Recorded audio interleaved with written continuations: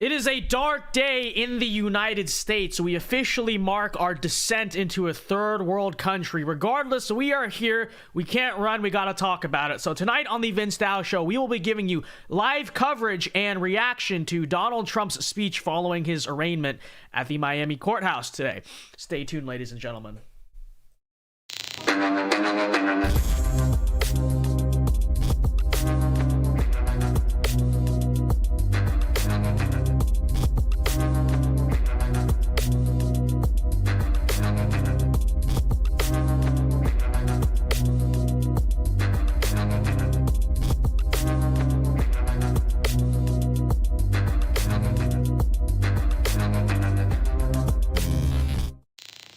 And we are live tonight from the great state of Florida. Welcome everyone to the Vince Dow Show. I am your, I said that wrong. I'm sorry.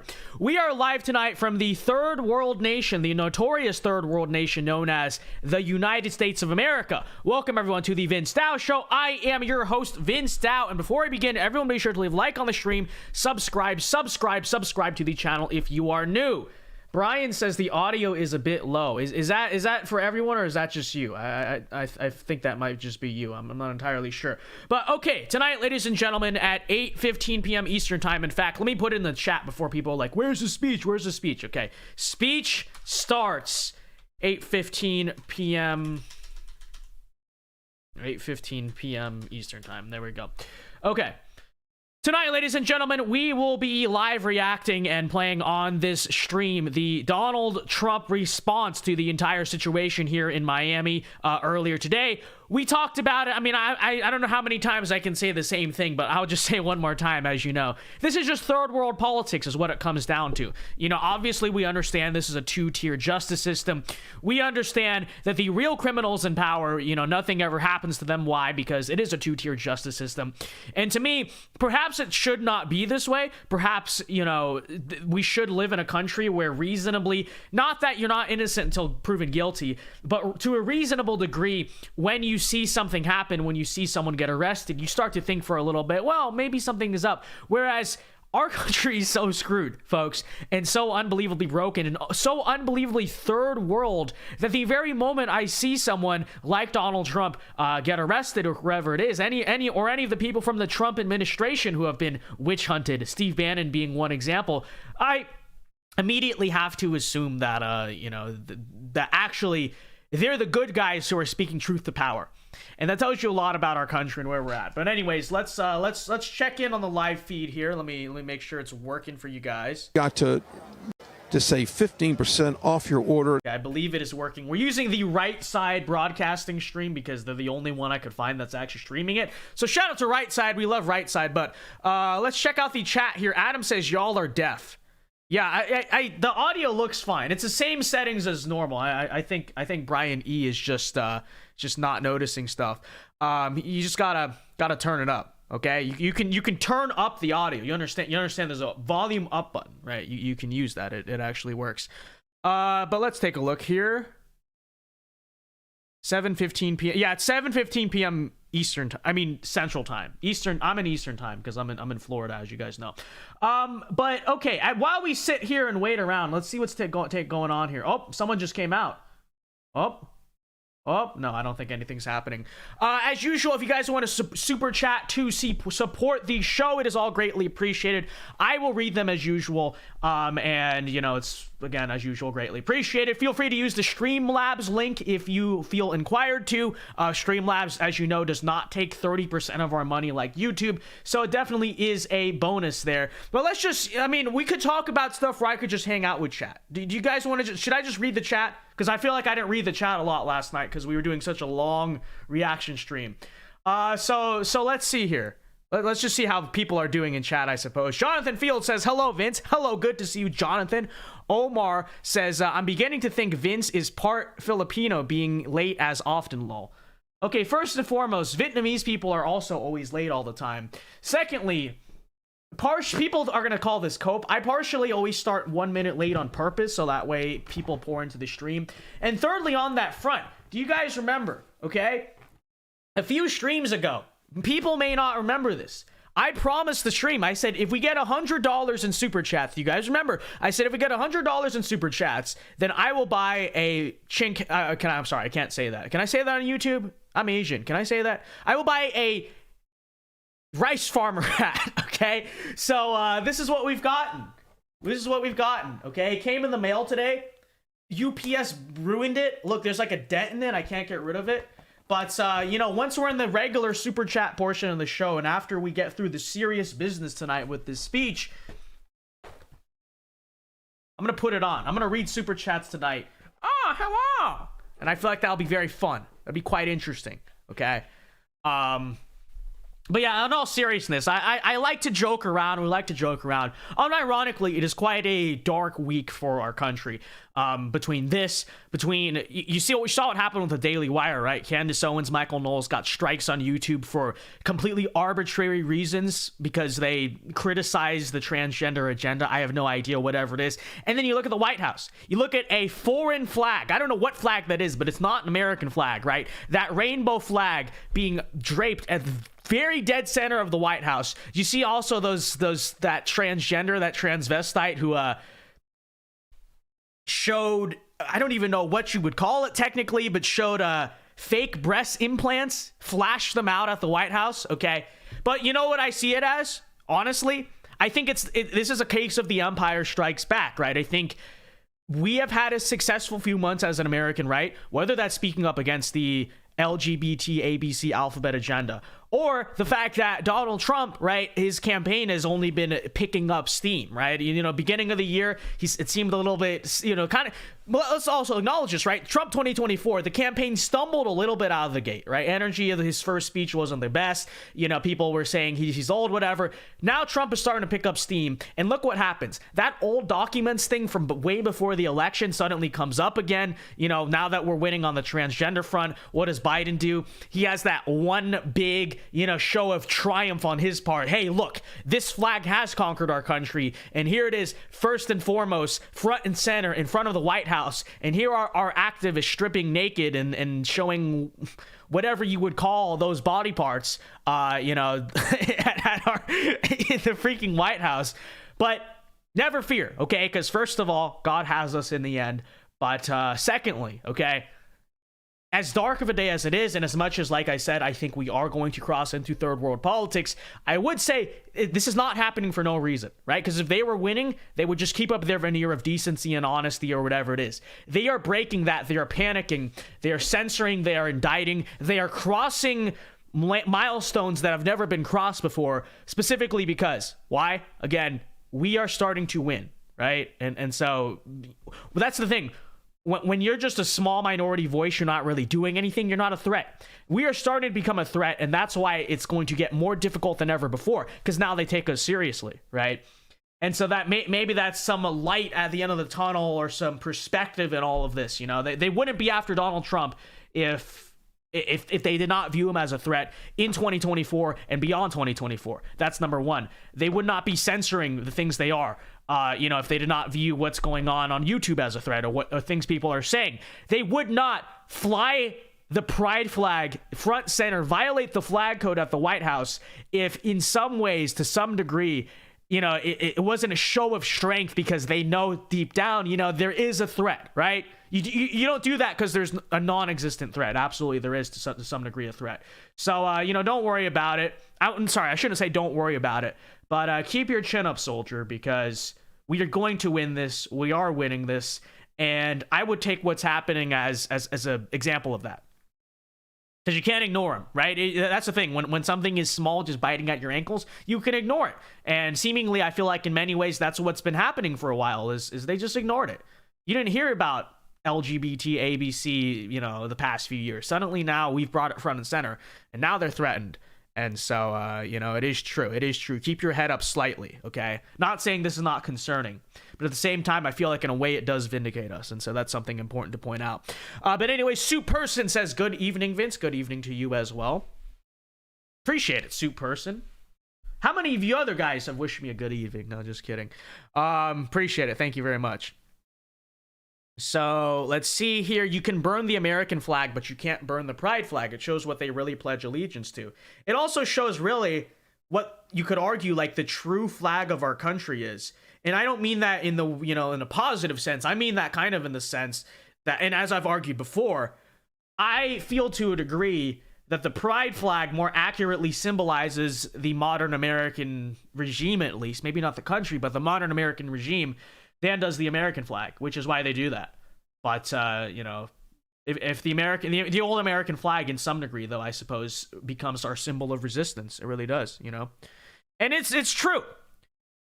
You notice where you are, where, you know, every time you see an American flag in front of a house, what do you immediately assume? I remember this. I remember a few times I was like door knocking stuff, whatever. Whenever I saw an American flag, I immediately assumed that must be a Republican. That must be a conservative, right?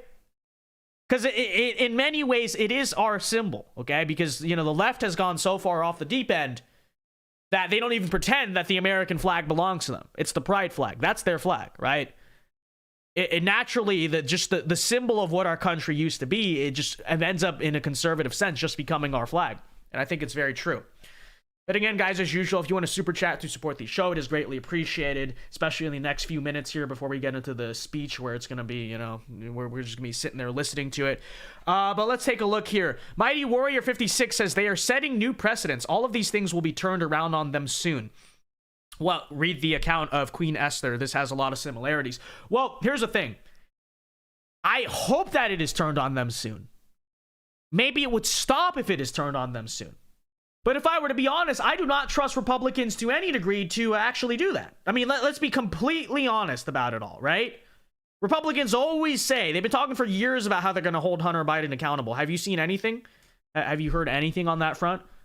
See, that's part of the problem. They are not coy about using power. Wherever they know they can, boom, indict him. Do it. Go after him. Make sure this guy cannot run for office. Do something. Throw everything you have at this guy. Republicans, partially, I get it. We are conservatives. We care about precedents, but also partially just because we're weak and timid.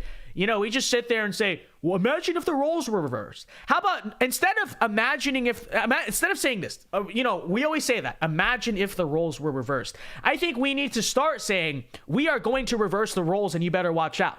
You know?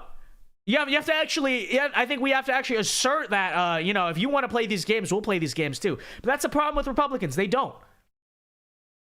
Part of the reason Joe Biden is doing this is he's acting under the assumption that, hey, you know, the next Republican government, I don't think they're going to go after me. Surely they would never. So I hope Trump or whoever it is proves them wrong. But that's the assumption, right? Because they haven't seen Republicans ever do anything to go after them. And so that's part of why they do it. It's part of why they do it. You know? So it's very true. Brian E says, do you remember the clip when a famous lady said her kid thought the American flag was the Trump flag?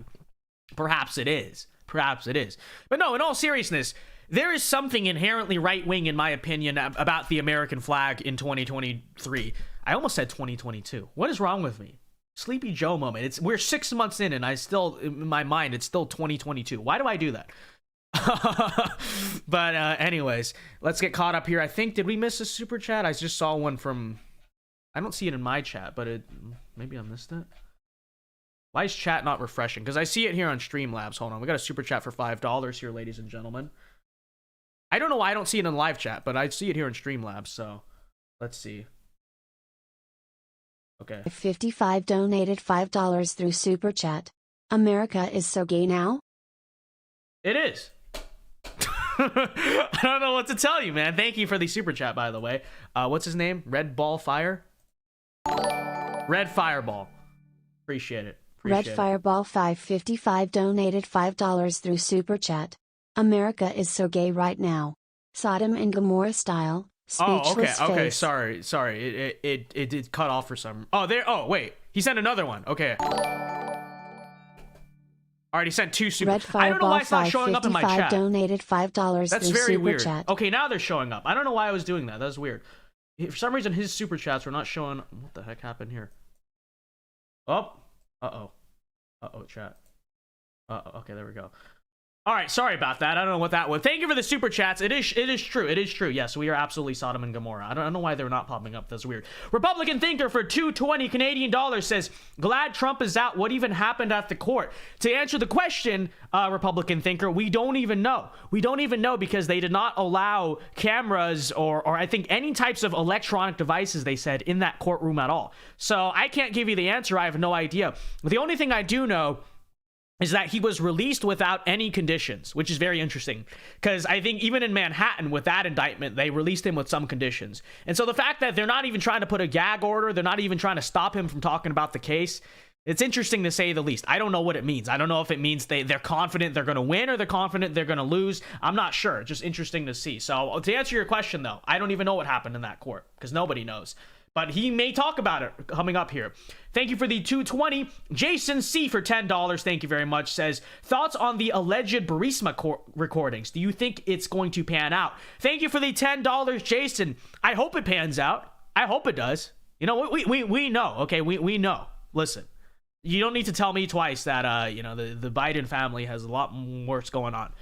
But to answer your question, do I think it's going to pan out? Well, I will say I've heard that from Republicans for years. And I you know, with this stuff, I have to see it to believe it. Honestly, I've always been like that because I've always implicitly knew, even back in 2019 when everyone was saying, what investigation was it? Durham, I think, where they're investigating Hillary. Hey, look, they're gonna get him now. You know, we're gonna strike back. I never believed it. Okay, they should. It should pan out. We should do something about it. But I'm not always the most confident. And so Jason, would just be skeptical about it. Cautious optimism. We hope so. But it would also take our party having some degree of bravery and boldness to do anything. And that requires a little bit of bravery and boldness that the GOP doesn't have. So be careful about that, Jason. But I definitely hope it does. And I share your sentiment there. Brandon Gross for $5. Thank you very much. Says, I do agree with you, Vince, but the biggest problem with both sides, especially Republicans like Kevin McCarthy, is that they don't push back against the swamp. Well, you say but I 100% agree. 100% agree. That's part of the reason that is a component of the reason they think they can get away with this. Because that's what everyone keeps saying. We keep saying, well, are you going to like it when it's turned against you? And I have said that, and a lot of people have said that. But the more I think about it, well, who's to say it will? Because in order for that to happen, right, we need to actually fight back. And I'm skeptical to know if that'll happen. So we'll honestly just have to see. We'll have to see. I don't know why this super chats thing is bugging out here. Like, Red Fireball, I saw that in Streamlabs, thankfully, and it says it through YouTube, but I don't even see it on the chat. Do you guys see it on the chat? That's really weird. Luckily, we have the Streamlabs plugin, so I can see all the donos on an alternative platform, but I don't know why I was doing that. Okay.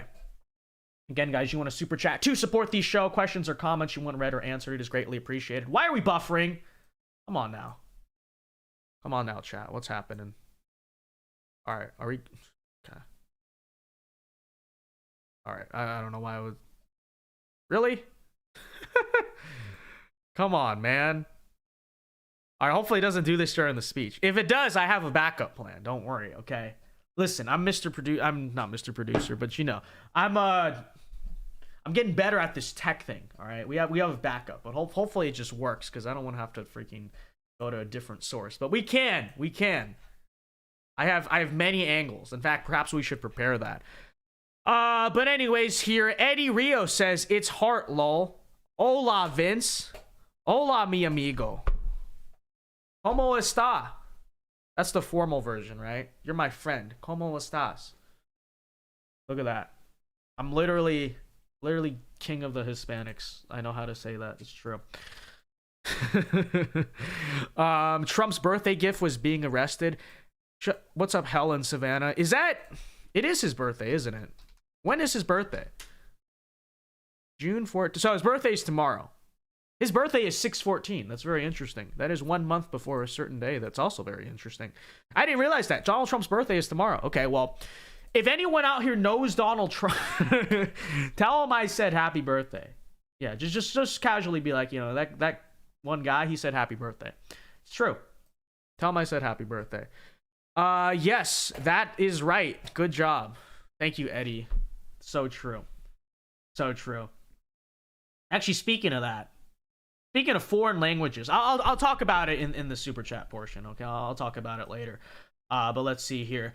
Republican Thinker for 11 Canadian dollars says, I do plan on making a new channel. Got a good mic and PC. Any recommendations for the camera? Also need to get rid of the name now. Really, only Republicans I like is Don and slightly Ron.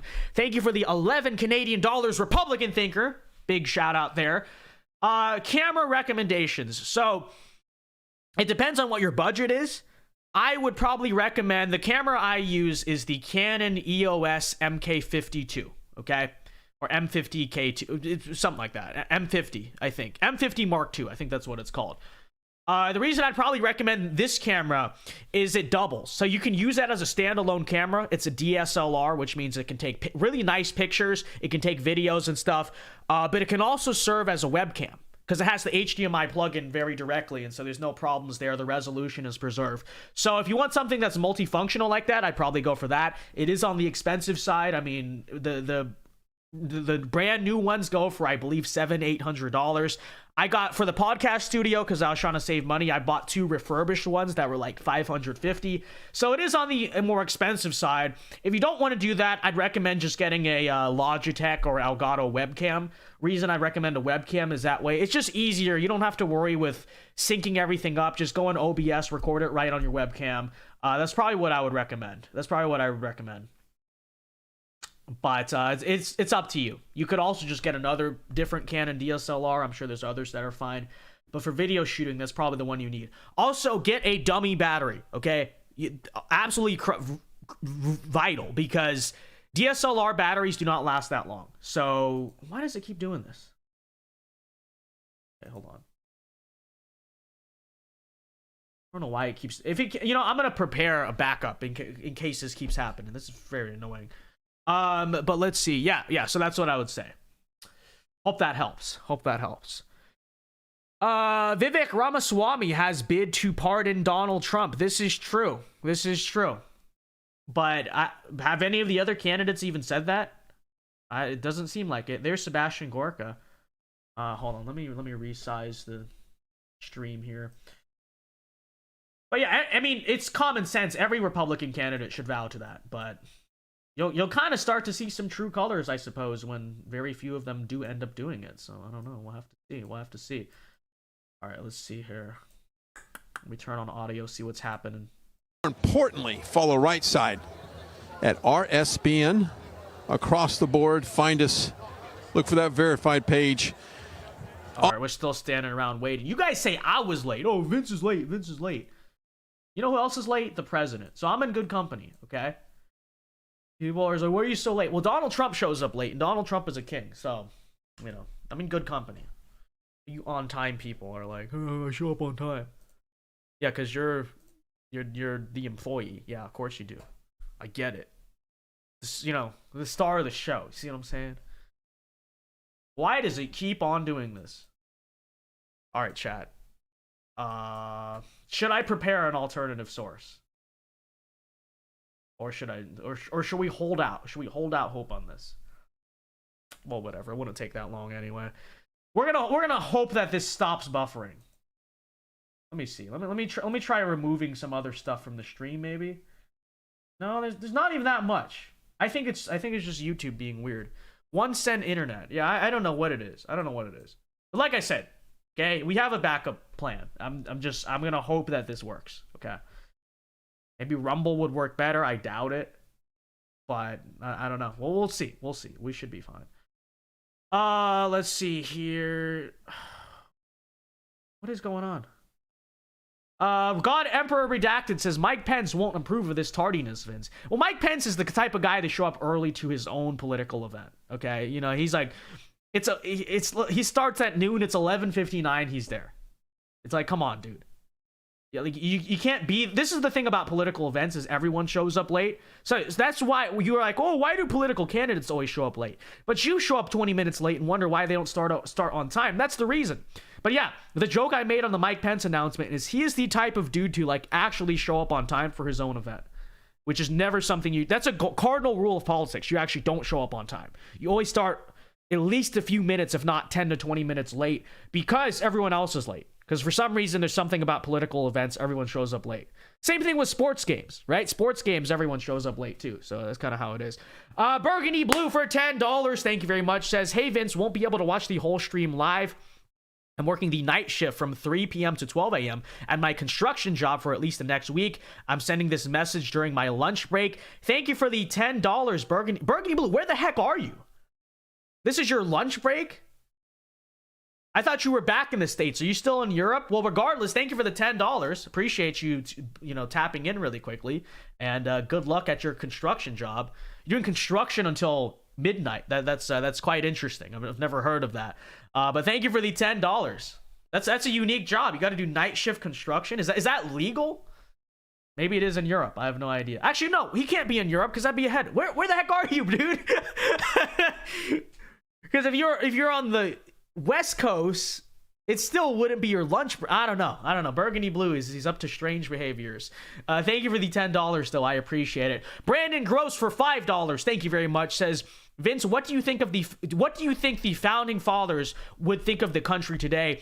And can anyone find books by them for knowledge? Thank you for the $5, Brandon Gross. I mean, there's the Federalist Papers. Those are always a few. Beyond that, to my knowledge, not any of them really wrote any serious books. It's really there's a number of letters and memoirs throughout the years. But to tell you the total honest truth, I think if they saw the country today, and people might get mad at this, but I think when you understand them properly, you might agree. I think they probably would propose an entirely different system of government, to tell you the honest truth. And they might also argue, well, you broke our system of government, and that is also true. But their concern, if you read at the time, they were concerned that, maybe this whole national experiment thing won't work out. Maybe, either A, because of tyranny, or B, because it's going to be so unstable because the states are so divided against each other. They might look and see both of those things and be like, oh, wow. Maybe we should have just figured out something else entirely. So it'd be interesting. My opinion is I think they would propose a modified, to say the least, system of government, or they might clarify some things. It's an interesting question. I don't think the founding fathers, for instance, would think Satanism was protected by the First Amendment. I don't think the founding fathers would believe that men can dress as women and that is okay and that is protected by free speech. It's quite well, actually, the founding fathers did not believe in incorporation of the 14th Amendment because that wasn't a thing yet. So it is very true. Republican thinker for 220 Canadian says Jordan Peterson endorsed Pence. Thoughts? Is that true? Well, I obviously disagree with that. I mean, I like Jordan Peterson. I think he has a lot of good takes in terms of life and men living better lives and all that stuff. But yeah, I gotta say I disagree with that. I mean, what was the is that true, first of all? And secondly, what was the justification there? What does Mike Pence even offer to the table? He's not particularly interesting. He's not cutting edge. He does not have interesting things to say. The only reason you would want to support Mike Pence, I'm not speaking for him, the only reason I could see for supporting him is literally just you have that much of a grudge against Trump that you want to just pick the guy he likes the least in the whole race, But I don't know. Here we go. Okay, I'm gonna let's see. I'm gonna first try to refresh this, and if that doesn't work, then we'll just. What is going on here? Oh wait, hold up. All right, hold on. Silly YouTube is being quite annoying. Let's see here. All right. I tried to refresh it, so let's see if that doesn't work. Hey, Michael Lindell. If that doesn't work, then I'll just screen share it directly. It's this little browser plugin here that's easier, but it's also not always the best. So. Do not fear. If it keeps doing this, we got a plan. But hopefully refreshing it is enough. That's, of course, the time-tested tactic. Hey, your Wi-Fi's not working. Did you try unplugging it and plugging it back in? It's true. That's what they send, computer science. That's what you go to college to learn. Go all the way to college, 4 years of nerd math, computer coding, and they teach you, hey, just unplug it and plug it back in. True. Very true.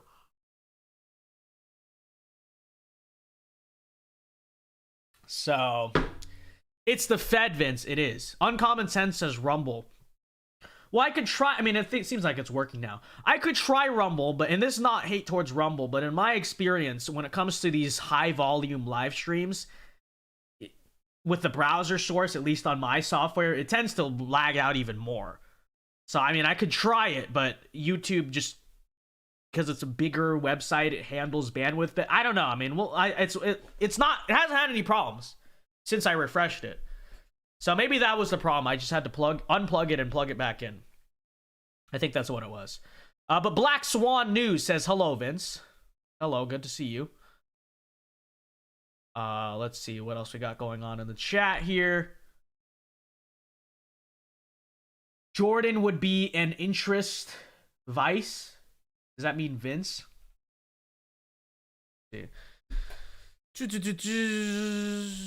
Rumble is not lagging. Well, YouTube's not. I think it was just me. I don't think YouTube is lagging either. I think it's just the stupid browser source thing. It's work. Okay, listen. If we have more problems, I'll switch over. Okay?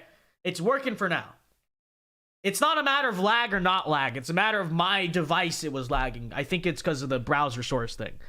So I think it's fine. Sheeny Beanie for $2 says, don't diss math, hater.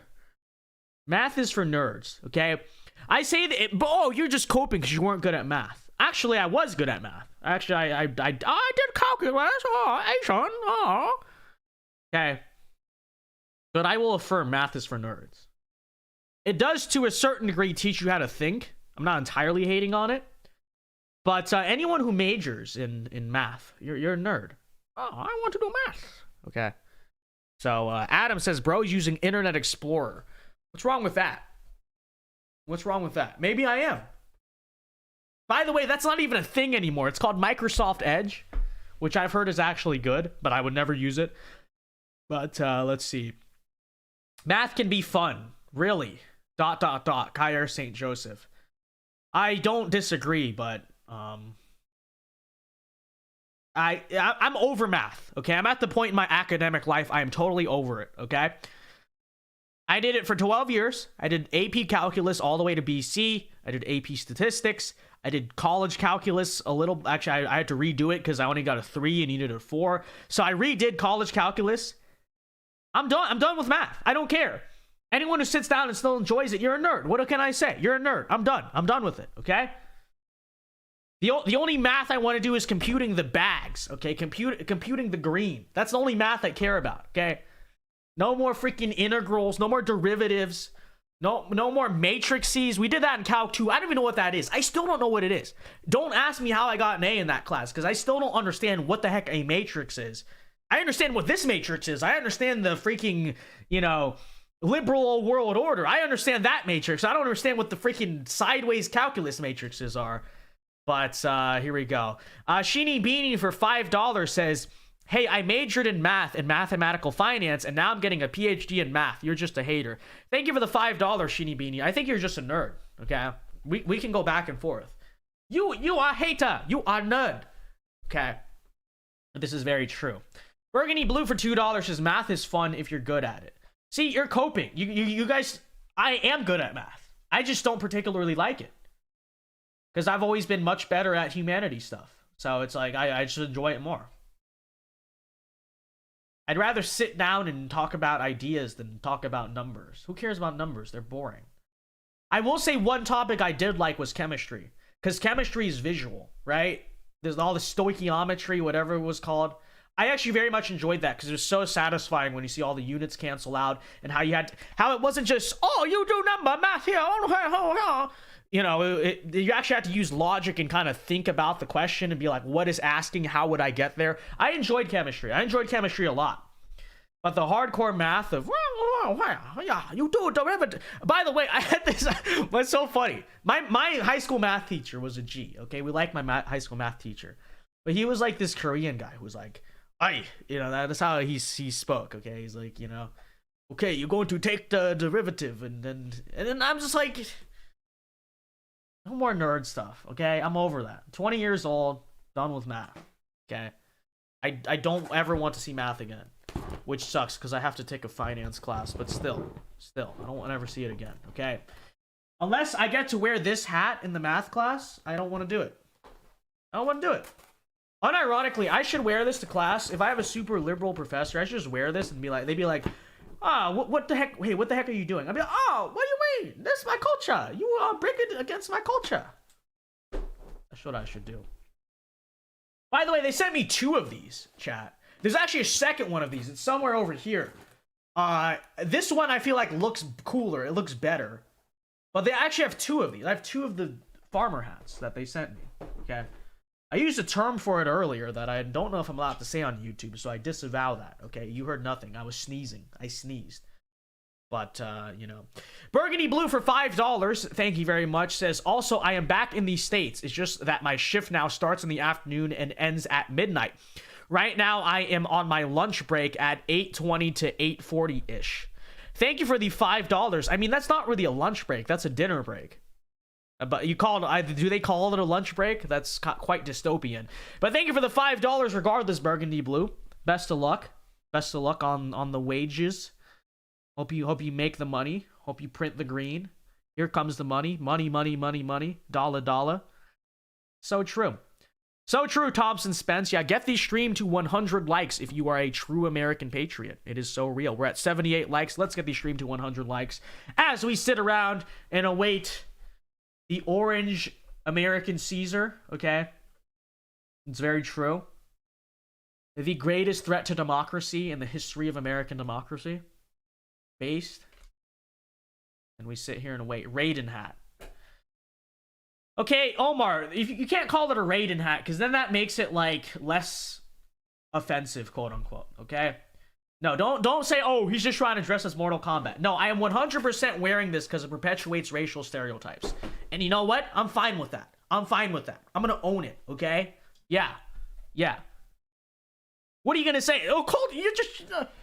it's literally my culture, okay? It's literally Vietnamese. So what you gonna say? Burgundy Blue for $2 says, I think it's called a coolie hat. What? Well, Burgundy Blue, maybe it is, maybe it isn't. I have a different name for it, but, you know, I don't know if I'm allowed to say that name. Oh, wait, is he flying in? Oh, here he is. Finally. Here he comes. Donald Trump needs a theme song. I know Proud to be an American is the theme song, but he needs like a... You know how Andrew Tate has that one song? He needs a song like that. You know what I'm saying? Is that even him? That might not be him. Is that just a random helicopter? Or is that actually him? He needs a theme song as the jet comes in or as the plane comes in. I guess it's Fortunate Son. I don't know. It's just old school. But I feel like he needs a new school theme song for the Zoomers, you know? I think that's what he needs. But let's see here. Helen Savannah says, I'm coming to Tampa soon. So excited. Florida is the best place to be because it's not lived out. So true, Helen Savannah. And Tampa, if you're going to pick an urban area in Florida, I think Tampa's one of the best overall. I mean, if you want the lifestyle, obviously Miami's Miami. But, like, affordability-wise, all that stuff, I actually think it's the best. So, yeah, I mean, Tampa's great. I go there from time to time. I'm like... I mean, I'm out in the middle of nowhere, basically. But when I graduate, I want to move to either Tampa or Miami. We'll see. We'll see what happens. I don't know. We'll see what happens. Might be in a totally different state. But if I'm, like, independent and control of everything, I'm thinking either Tampa or Miami because of the media markets. And it just... I mean, I'd probably overall rather be in Tampa, but also Miami is Miami, you know? When you're talent, you kind of have to go where the media market is. So I don't know. We'll see. We'll see. But I love Tampa. Tampa's an underrated city. And it's actually one of the cities in this country that's getting better. Most cities are getting worse. It's definitely getting better. And I can tell because there's so much construction downtown, which means they're actually building the city. So, yeah, Tampa's great. Louisianimal for $2 says, welcome to the rice fields, liberal. This is so... Welcome to rice field, liberal. Oh, liberal, you'll come to my... You'll not do that in my rice field. You know, indict my president in my rice field. So true. Baby tonight. Libtards are stealing our rice again. Baby tonight, liberal Democrats stealing our rice again. Again. So true. Burgundy for $2. Thank you very much. Says, my lunch break is ending now. Have a good one, Vince. Have a good one, you too. You too, man. Best of luck with your job. For real. You're taking care of business every day. Taking care of business every way. I think Aristotle said that, so that is very true. That is very true. Thompson Spence says Miami is Miami. Correct. Correct. You just that is indeed a true statement. That is the most ironclad logic potentially ever. Okay. You know, Newton's laws of physics. No, Miami is Miami is the most irrefutable law of the universe that there is. Burgundy for $2 says, also, whatever happened to Enclave? Haven't seen him. Thank you for the $2. Yeah, this I don't know either. Maybe his parents found his phone and were like, why do you keep saying this stuff? And I have no idea. Or, you know, or maybe he's just off on 4chan. I mean, I have no idea. But yeah, I haven't seen him either. I haven't seen him in a while. Maybe just unsubscribe because I don't know. I have no idea. That's a good question. Hope he's doing well. Hope he's okay. Hope he's touching grass, but you know, it is what it is. John A says, how is Orlando? Anyone know? Okay, hot take. I actually kind of like Orlando. Most people don't because they say it's a fake city, and it is because it's not really a city. It's like so spread out. It doesn't really have an identity. The reason I like Orlando is because it's all toll roads. So there's like Tampa, bunch of traffic. It's, you know, Miami, bunch of traffic. I like Orlando because it's sort of spread out to the point where you don't really feel packed in. You know, you can like live in a city, but also not really live in a city. And then you have the areas around it, you know, Claremont, the villages where it's not, Orlando's not very big and there's toll roads. And so there's not a lot of traffic. It's very spread out. So if you're really looking for a city with identity, there's John Fetterman. Yo, chat, John Fetterman works for the Trump campaign. Did you guys see that now? I mean, if you're looking for like an actual real city with identity, Orlando's not the move. But if you're looking just for a place where you can be in a densely populated area, but also kind of not super densely populated, then I would recommend Orlando, you know? And that might be a hot take because everyone I talk to does not like Orlando. And I'm one of the few people who actually finds it decent because I just like the fact that it doesn't feel so congested and stressful. You know, every time I go there, it's like, it's just chill. There's never any traffic. It's fine. You know, it's relaxed. It's cool. And then the suburbs, you know, they're not even suburbs. They're like exurbs. The exurbs around Orlando are very big, but they're like loosely populated, old people, you know, golf courses. It's chill. It's laid back. So let's see here. Max Walker says, do you think Miami-Dade County will vote red no matter who the Republican nominee is? Yeah, I think that's pretty accurate. I would say so. Yeah, I think regardless of Trump or DeSantis, I don't know about the other Republicans, but let's be honest, they don't really have a chance. Yeah, I mean, I think you're just gonna see that overall. Yeah, it'll be close. It'll be like 52-53 probably, or maybe 55. It won't be a landslide, but I definitely think, yeah, Miami-Dade is eventually gonna just be a red county, 100%. Especially because Trump. Oh, here he is. Finally. The orange man has arrived. Where's my audio? Let's turn on the audio, chat. All right, here we are. Actually, the music is copyrighted, so maybe I have to do a cover of it before we turn it on. Gave that right to me, and I proudly stand up next to you. And do you guys like my singing? Do you guys see it's copyrighted, so I have to sing it myself? Do you guys like that? Okay, I think it's better than Lee Greenwood in my opinion.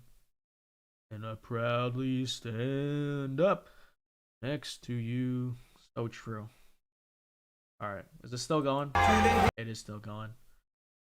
I don't want to get copyrighted. So. From the hills. Wait. How does it go? From the plains of Minnesota? Is that what it is? I know to the hills of Tennessee. Across the state of Texas. All right, here we go. Oh, no. Okay, still going. From sea to shining sea. Detroit down to Houston. And New York to LA. Where they... Everyone's like, stop it. Stop singing. Where there's pride in every American heart. And it's time we stand and say, Is it still going? Do I really have to cover this whole song? That I'm that I'm proud to be. Okay, are we ready? Are we ready? Please tell me we're ready. It's still going. Goodness. Oh gosh. I'm running out of my singing voice. It's proud to be. I can't do it. I can't do it. We're just gonna talk. I am proud to be an American, where at least I know I'm free. How does it freaking... I haven't heard that song in so long. How does the rest of it... I'm proud to be American, where at least I know I'm free. Alright, whatever. Alright, finally. Alright, here we go. Alright. If you guys do want to super chat the show, it's greatly appreciated. You know, I'll read them periodically, and at least at the end of the speech for sure. Alright, here we go. Here's Donald Trump. Let me increase the resolution. Well, thank you very much. Thank you. It's a great honor to have you here. And today we witness the most evil and heinous abuse of power in the history of our country. All right, audio, what's going on? Very sad thing to watch. A corrupt sitting president had his That's top not me, that's right side. political opponent arrested on fake and fabricated charges of which he and numerous other presidents would be guilty. Right in the middle of a presidential election in which he is losing very badly. This is called election interference, and yet another attempt to rig and steal a presidential election. More importantly, it's a political persecution like something straight out of a fascist or communist nation. This day will go down in infamy, and Joe Biden will forever be remembered as not only the most corrupt president in the history of our country, but perhaps even more importantly, the president who, together with a band of his closest thugs, misfits, and Marxists, tried to destroy American democracy. But they will fail, and we will win bigger and better than ever before. So true. So true. Charging a former president of the United States under the Espionage Act of 1917 wasn't meant for this. An act for a crime so heinous that only the death penalty would do, and threatening me with 400 years in prison for possessing my own presidential papers, which just about every other president has done, is one of the most outrageous and vicious legal theories ever put forward in an American court of law. The Espionage Act has been used to go after traitors and spies. It has nothing to do with a former president legally keeping his own documents. As president, the law that applies to this case is not the Espionage Act, but very simply the Presidential Records Act, which is not even mentioned in this ridiculous 44-page indictment. Under the Presidential Records Act, which is civil, not criminal, I had every right to have these documents. The crucial legal precedent is laid out in the most important case ever on this subject, known as the Clinton Socks case. Facts. You know what that means? After leaving the White House, Bill Clinton kept 79 audio tapes in his sock drawer. They included discussions of U.S. military involvement in Haiti, discussions of U.S. foreign policy, both defense and offense. All right, sorry to interrupt, but someone said the audio is better on Rumble, so we're going to try How to escape the heat if you don't have an air conditioner. Okay, thank you. Thank you for that. This only takes 5 minutes. It only takes 5 minutes. Much more. Very it's big the same. stuff. What are you talking about, dude? Not only was Bill Clinton never even considered for criminal prosecution based on the tapes he took, but when he was sued for them, he won the case.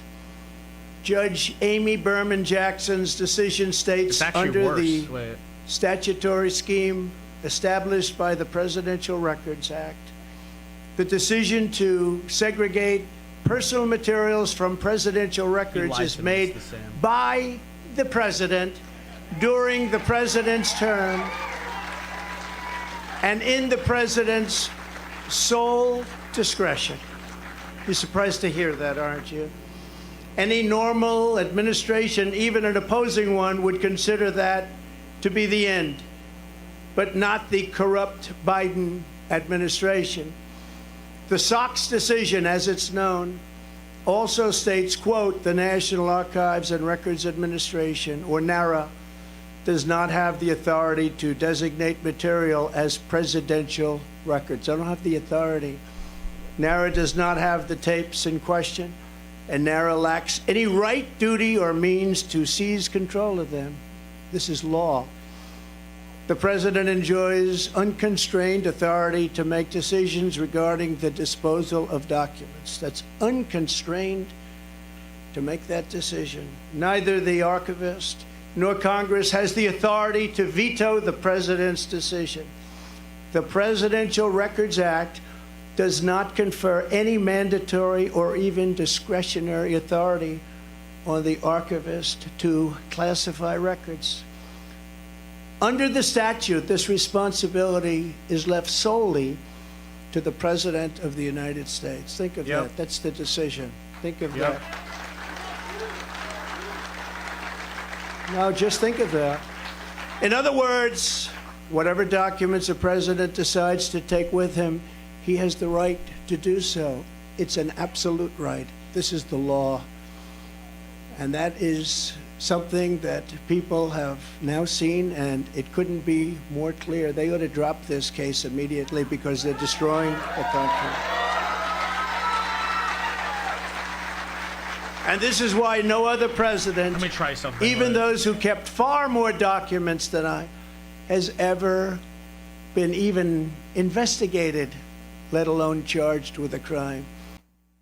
Because the sham indictment put forward by the Biden Mr. administration Producer, look at that. included staged Look at that. I can do photographs what of they boxes can. at Mar-a-Lago. Let's go. Many people have asked me why I had these boxes. Why did you want them? The answer, in addition to having every right under the Presidential Records Act, is that these boxes were containing all types of personal belongings, many, many things, shirts and shoes and everything. As Is it can better be or seen worse in like the this? picture where someone, not me, I wonder who it might have been, dumped one of the very neatly arranged boxes all over the floor. They were full of newspapers, press clippings, thousands of pictures, thousands and thousands of White House pictures. The White House photographers, some are with us today. They took so many pictures, and we saved all of them, and they were in those boxes. Clothing, memorabilia, and much, much more. I hadn't had a chance to go through all the boxes. It's a long, tedious job, takes a long time, which I was prepared to do, but I have a very busy life. I've had a very busy life. They make it more busy because you're always fighting. And under the Sox decision, there seemed to be no rush. I wasn't in a rush because that decision was law. The other picture that was so vile, you remember that one? It was angry and corrupt, was the photo staged by the FBI. And those that raided Mar-a-Lago, they were putting documents all over the floor. Remember that famous picture? All over, said confidential, said presidential, said all sorts of things. And it was supposed to be there like it was that way when they raided. It wasn't that way. They put them there, took the picture, and released it illegally to the press. They took my medical records, my passport, my... Oop, I didn't mean to do that, sorry. And now it's just not playing. It is so Jover. It's Jover. We've been attacked. We have been attacked by the Matrix. All right, let's try that again. How to escape the heat if you don't have an air conditioner. Thank you. This only takes 5 minutes. Okay. which was a big deal.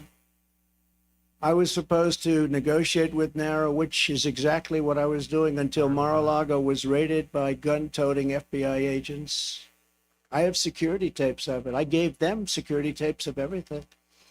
In a flagrant violation of the Fourth Amendment of the Constitution, which protects the right against unreasonable search and seizure.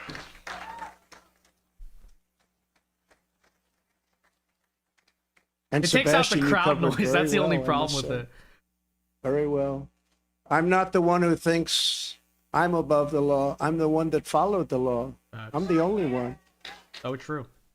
It's Joe Biden and his corrupt Department of Injustice who think they are above the law. Never before have the two standards of justice in our country been more starkly revealed. Joe Biden had troves of classified documents from his time as vice president and even as a senator, which was completely and totally illegal. In fact, other senators heard about it. Dick Durbin heard about it. You have to see his response. There's no way that's totally illegal. Took him as a senator out of a skiff. They were shocked when they found out. They actually thought it was impossible to do. Biden sent 1,850 boxes to the University of Delaware, making the search very, very difficult for anybody. And he refuses to give them up, and he refuses to let people even look at them. And then they say how he's behaving so nicely. Many of Biden's classified documents were in Chinatown, D.C., Chinatown, which is shocking considering his family receives so much money from China. I wonder how many times the friends of ours from China review those documents. Chinatown, D.C. Others were unsecured at his so-called Penn Biden Center in Washington, which paid Biden approximately $1 million a year. The money supposedly coming from China, and still other classified documents were strewn all over his garage floor, where his now famous Corvette is stored. He's so proud of that car. There was no security, and the door was left open most of the time. It was open. All of those classified documents, all of those documents strewn all over the floor, piled up like junk. Unlike me, who had absolute declassification authority as president, Joe Biden as vice president had no authority to declassify and no right to possess Correct. the documents. He had no right. Yep. Instead of falling under the Presidential Records Act, Biden's actions fell under a much stricter Federal Records Act, which has very, very tough criminal penalties. Yet nothing happens to Crooked Joe. Nothing happened. Have you heard anything about the big search for his documents? No, only me. Nope. Most infamously of all, Hillary Clinton set up an illegal private server in her basement. You never heard this story.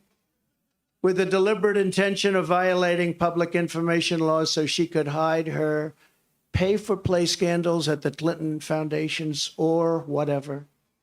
Hillary stored vast quantities of classified and sensitive information on her illicit server. Some of it happened to leak. It leaked into Anthony Weiner's computer. Remember Anthony Weiner? Into his computer. You don't want to be on his computer. Okay, there they fixed it, so I can turn it off. And all of it now. was illegal. They fixed it. I could tell. Because thankfully, she was never president. She didn't have the powers to declassify. Thank you. Thank you. She didn't have the powers to declassify. It's a big difference, and neither did Joe. You know, Joe didn't have. Do you mind? Have a drink. It's a little bit cooler than it was, but it's pretty hot out here. Thank you. Happy birthday. Happy birthday. Great birthday. So true. Happy birthday. Nice Mr. birthday, President. isn't it?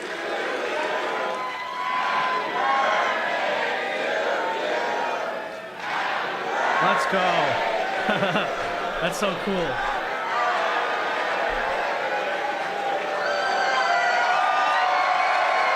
Nice birthday.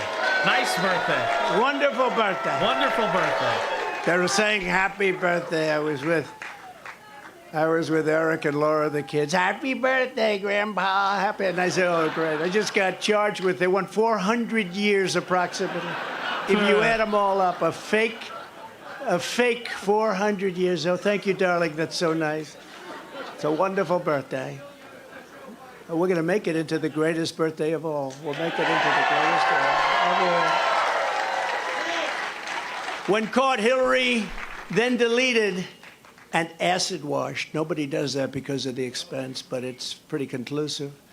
33,000 emails in defiance of a congressional subpoena already launched. The subpoena was there, and she decided to delete, acid wash, and then smash and destroy her cell phones with a hammer. And then they say, I participated in obstruction? Now think of it. That's called obstruction. Facts. There's never been obstruction as grave as that. She did this in the face of everything, and yet nobody did anything about it. The FBI and the DOJ protected her, did not issue subpoenas, did not use a grand jury, did not execute search warrants, and then the corrupt head of the FBI, James Comey, declared no reasonable prosecutor would bring a case. Can you believe it? Well, it's not a reasonable That was prosecutor. just one of many items. Hillary Clinton broke the law, and she didn't get indicted. Joe Biden broke the law, and in many other ways we're finding out, and so far has not gotten indicted. I did everything right, and they indicted me. So true. But, you know, we're serving as a great example. In the case of Bill Clinton's national security advisor, remember that? Sandy Berger.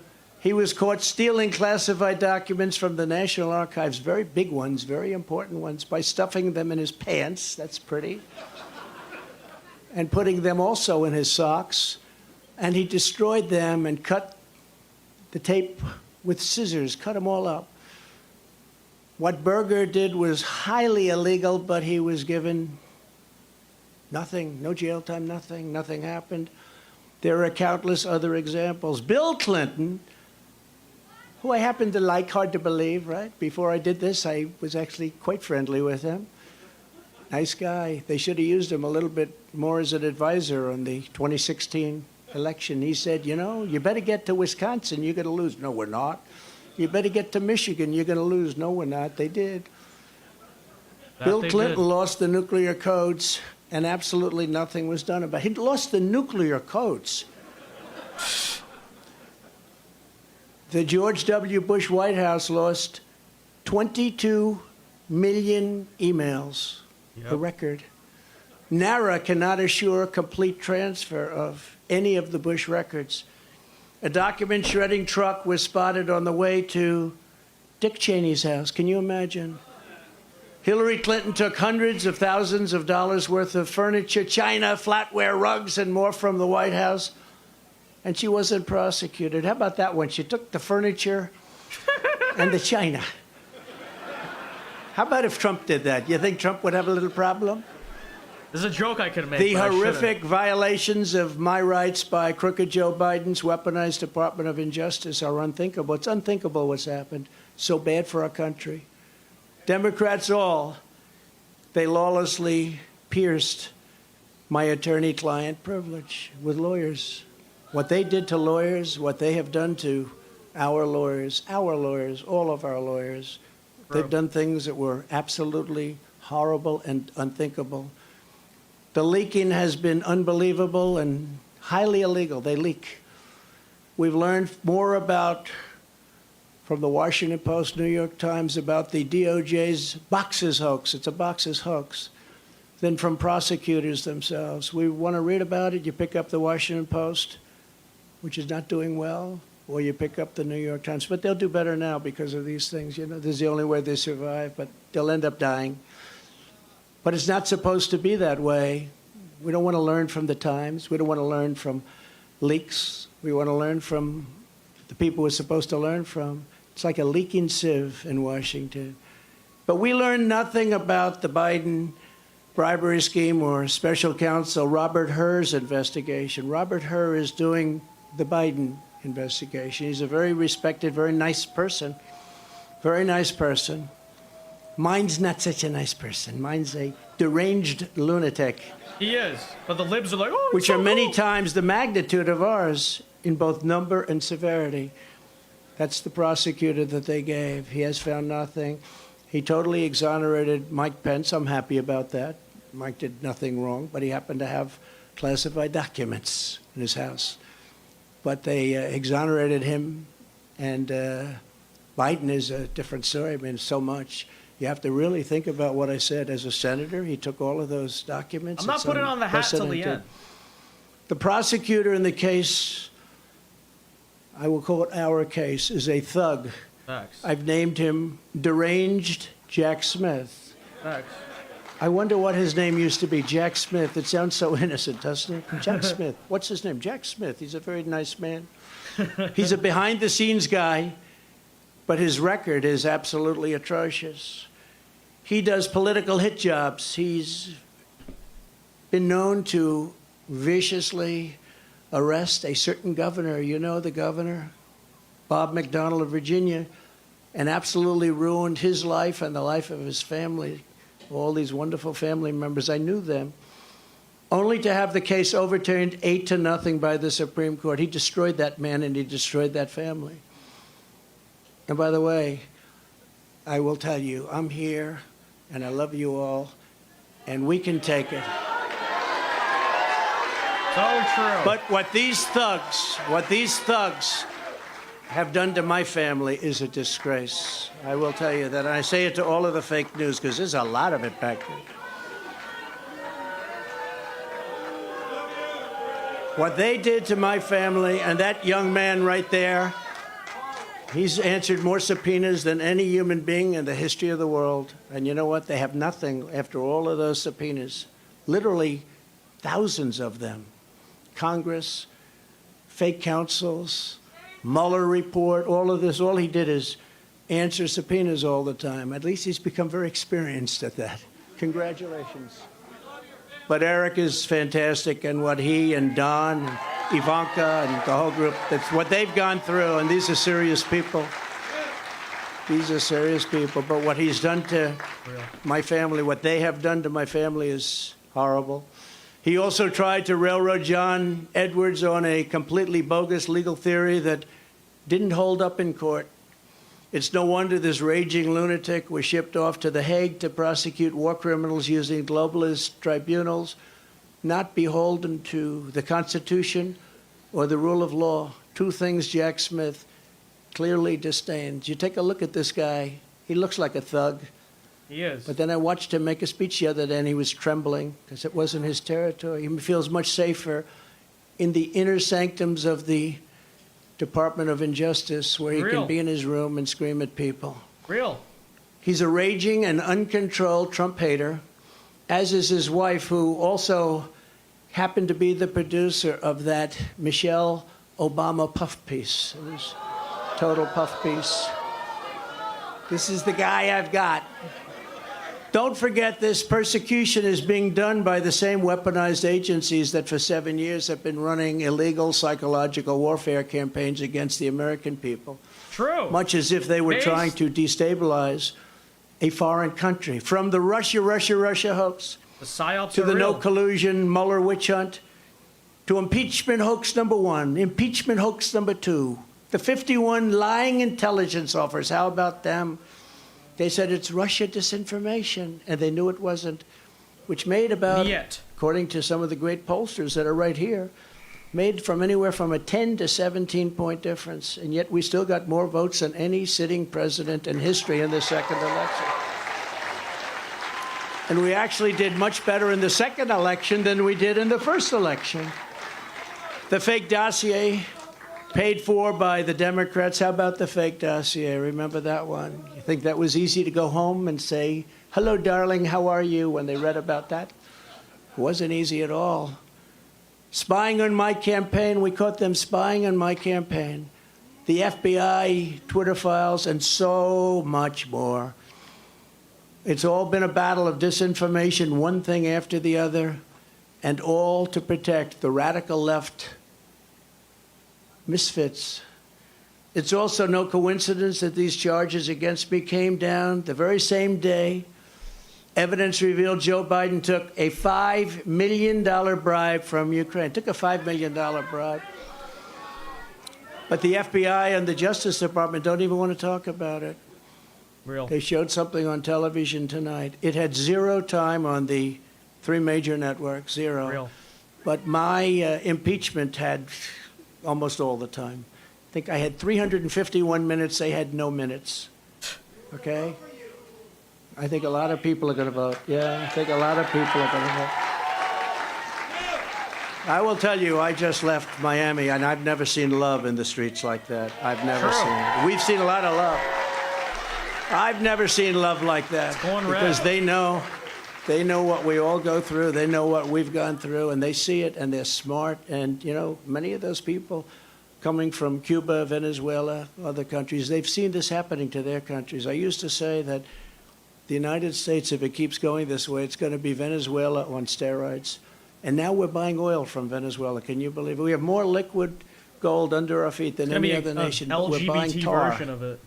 from Venezuela, and we're refining it in Houston, the dirtiest, worst oil probably anywhere in the world, and we're refining it. So you can imagine what's going up in the air, and our beautiful stuff we're not taking out of the ground and making a lot of money and paying off debt and reducing taxes still further, which we were in the process of doing.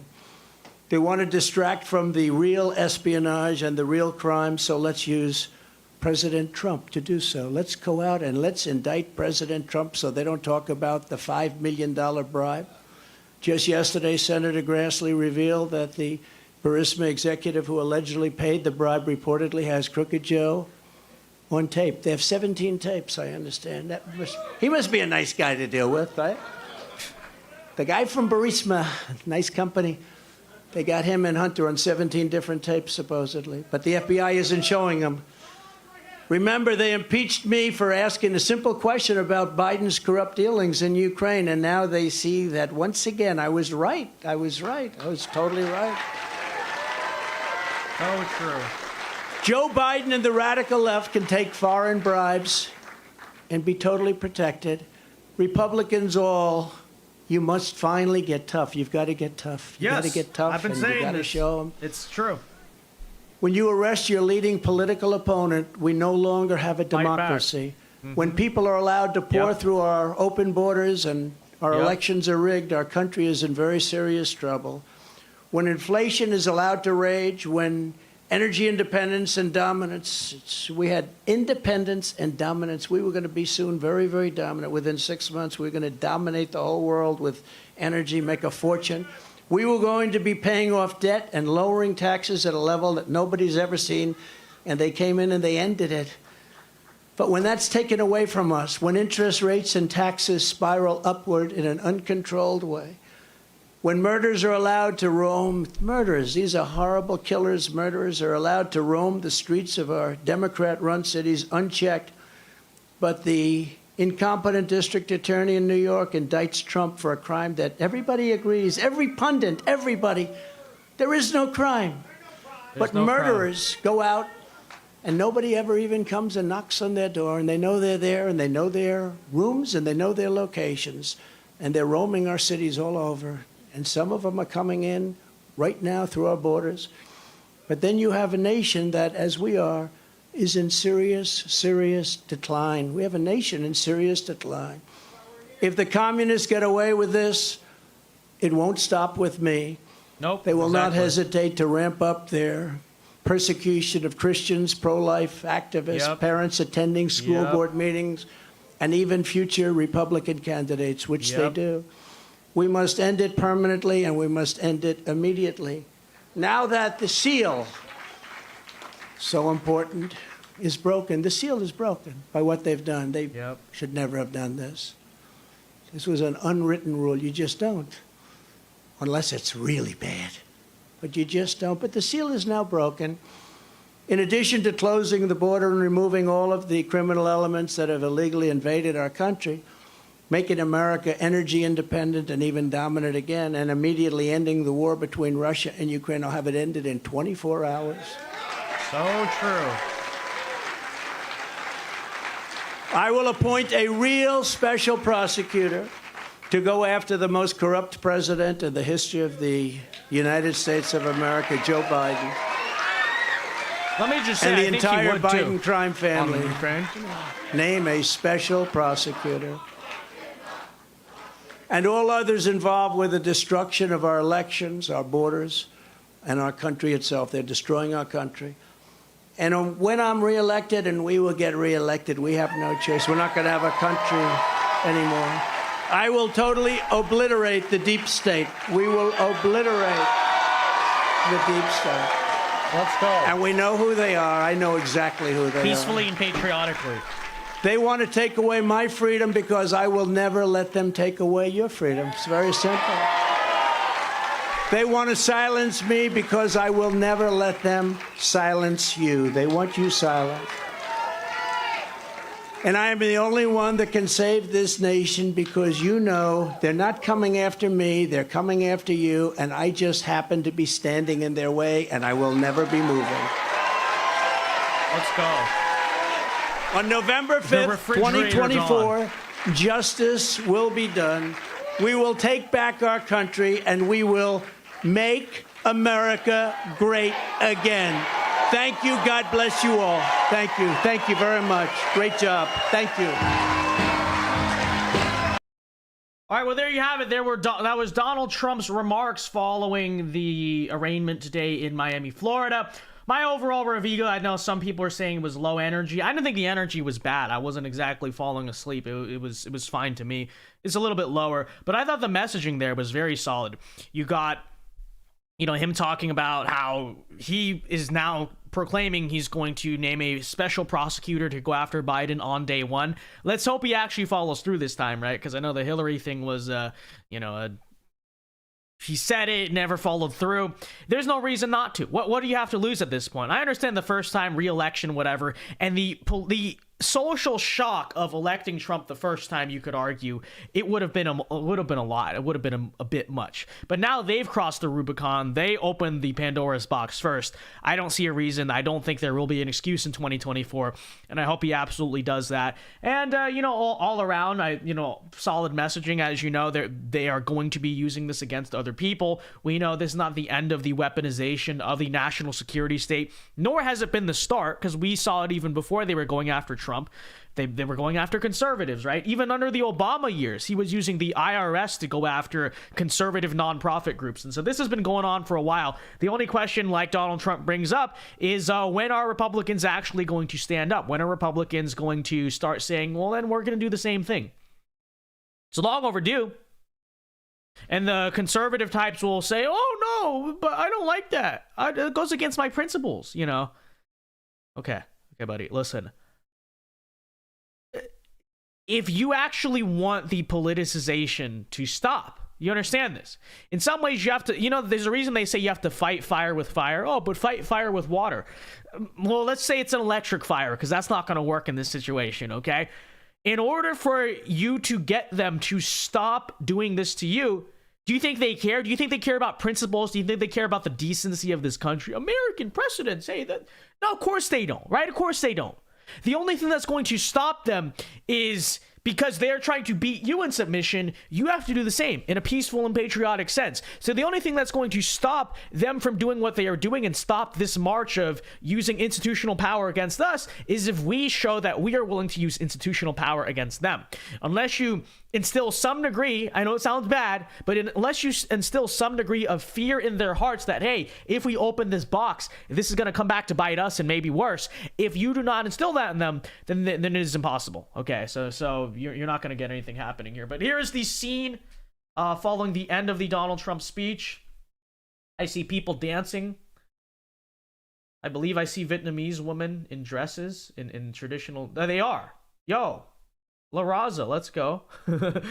No, but all right. So with that said, ladies and gentlemen, those are basically my thoughts. I mean, I could talk about this forever and say the same things, but I think you basically get it. I want to know though what you guys think, and so that's what we're gonna do tonight. I'll do a super chat Q&A portion for now for a few minutes, and then considering we just came off of that Trump speech, we'll probably do some call-ins. Okay, so I'll do that. But a few minutes here, I'll take super chats. I will read some of these chats and see what you guys think. Ryan Robertson says W speech. I agree. I thought it was pretty good. Didn't drag on too long or anything. Well timed, good messaging, stayed on point the entire time. Was definitely I agree. I did also thought that was a good speech here. Oh, live stream has stopped. Okay. Let's see here. Biden for prison 2024. Let's actually mean it this time, okay? And the people who say it's Donald Trump's fault for not doing it the first time, I agree. I'm not excusing it. But think back to what it was like in 2017. Was that even really your first priority, right? It was a big shock getting Trump elected the first time. The second time around, while they're going to be upset and very mad, it's not going to be as much of a shock. People are going to be used to it. They, in a way, did it first, and maybe we should have done it first, but they did it first, and so now it's our turn. And so that's the way I see it. So, you know, we'll have to see. I hope he definitely follows through. But all right, questions, comments, concerns, super chats are open. I'll be reading them now, ladies and gentlemen. But let's see what's going on in chat. Brian E says you'd be in jail. It's true. We got to mean it this time. You know. But I will say, of all of the Republican candidates, who else do you think would mean it besides Donald Trump? You know, this is very interesting because the Ron DeSantis camp always goes along and says, well, Donald Trump said lock her up and he never did it. Okay, fine. Fair criticism. That's a fair criticism. But on the flip side, I would say, do you really think Ron DeSantis is going to go out there and do it? Let's be real, okay? Do you think Ron DeSantis is going to try to throw a single Democrat in jail or do any of that stuff? He might do some good stuff in terms of the bureaucracy, maybe fire some people, cut some of the bureaucracy. He has done that in Florida, so I'm willing to, in good faith, maybe say that's a possibility. But if Ron DeSantis is simply, his campaign message is return to common sense and you know, normalcy, if that's what he's running on, does anyone seriously believe he's going to do it? Just the question, okay? I'm not saying it's a guarantee that Donald Trump does anything, but I would also say, of all the candidates out there, the person to be the most vindictive in a good way is probably him, if we were to be totally real here. Let's see. Eric Armstrong says, Vince, do you think that the Civil Rights Act needs to protect citizens from political persecution? This is interesting. In the short term, I'd say it'd help us. Long term, I don't know. Like, hypothetically, I would say if we truly restored the country, I would probably partially say, I mean, I think just in general, parts of the Civil Rights Act impede on the concept of free association. But, you know, so that's part of why I'd say, do you want to go down that rabbit hole entirely?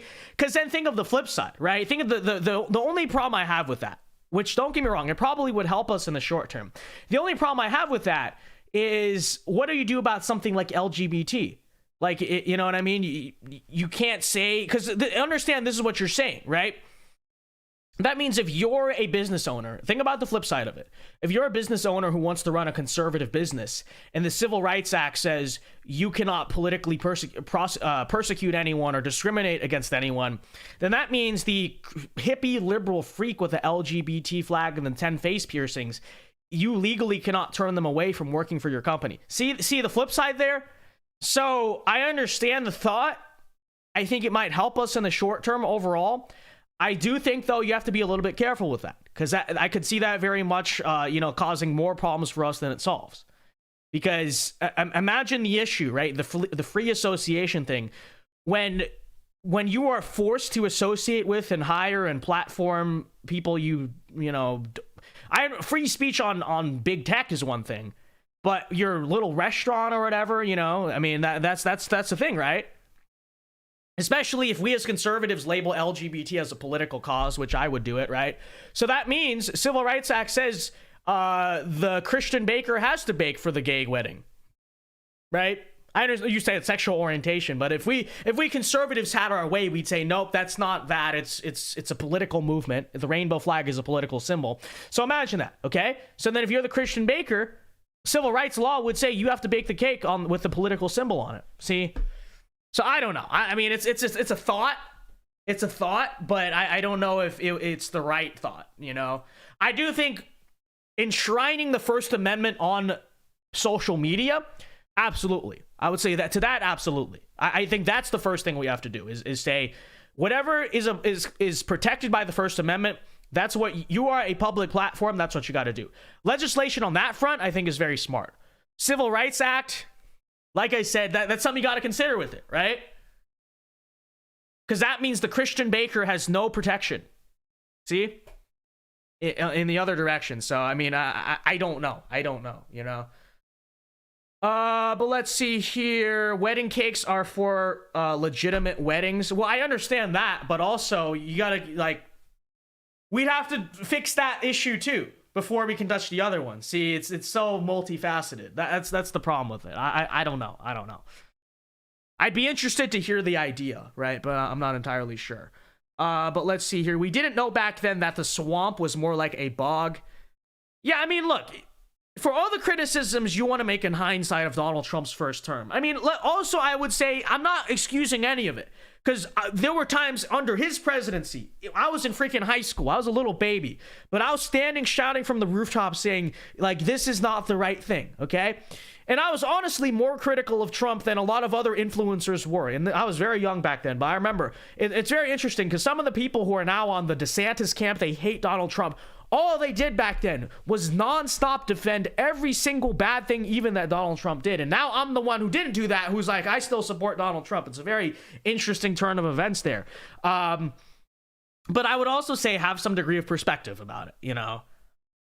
It's easy in 2023 to say things like Donald Trump should have fired Anthony Fauci on day one.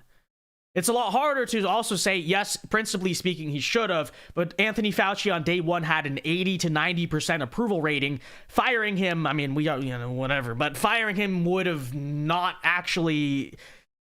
Firing him would have guaranteed, arguably, that he lost the election. Just saying. You could say in hindsight, no, bro, what are you talking about? Fauci was corrupt. Yes, we were saying that from day one.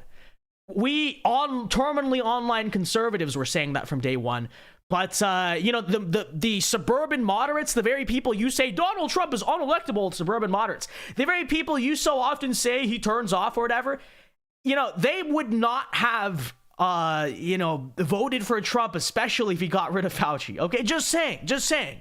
And I think the entire thing, in many ways, is very misremembered, right? Because let's also recall this. Donald Trump could have done a national lockdown. Do you realize that? Donald Trump could have said, all interstate travel is shut down. All non-essential interstate travel is shut down. Do you realize that? Donald Trump could have closed state borders. He could have certainly shut down flights besides China, which made sense at the time. Did Donald Trump do that? No. You know who did call for that, by the way, at one point? Believe it or not, Ron DeSantis. Ron DeSantis, search it up. I could be mistaken, but from what I recall, Ron DeSantis actually early on in the pandemic, quote unquote, said that he thinks we should restrict interstate travel because he said the spring breakers coming to Florida. Hey.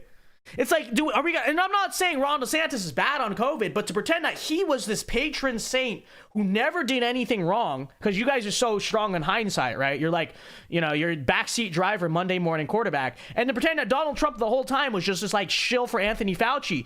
Like, do you guys forget the fact that the whole mask culture war? Do you remember how the whole anti-mask thing started? Do you remember that? It started when Donald Trump went out there and said, yeah, they're saying you should wear a mask. Personally, remember he said this? He said, personally, I'm not going to do it. I don't really care for it, whatever. And remember how hard of a time they were giving him? Do you remember that? Do you remember that the whole anti-mask thing started with Donald Trump? He's the very first person to start that. Because he went out there day one. You always talk about day one. Do you remember day one when they dropped the mask guidance and all of the scientists were saying mask? He went out there and said, yeah, if you want to, I don't think it's necessary. He was the first person to say that. He was the one tweeting out very controversial things like liberate Michigan. Remember as soon as April 2020, I believe, he was saying liberate Michigan, Gretchen Whitmer is a tyrant, all this stuff.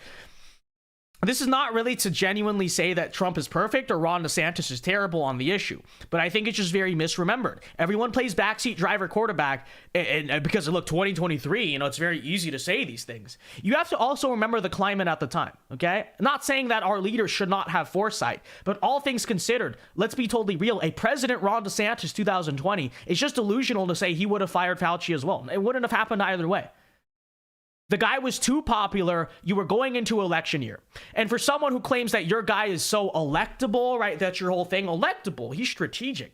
There would have been nothing strategic about it. Perhaps it would have been the right thing to do. I'm not disagreeing.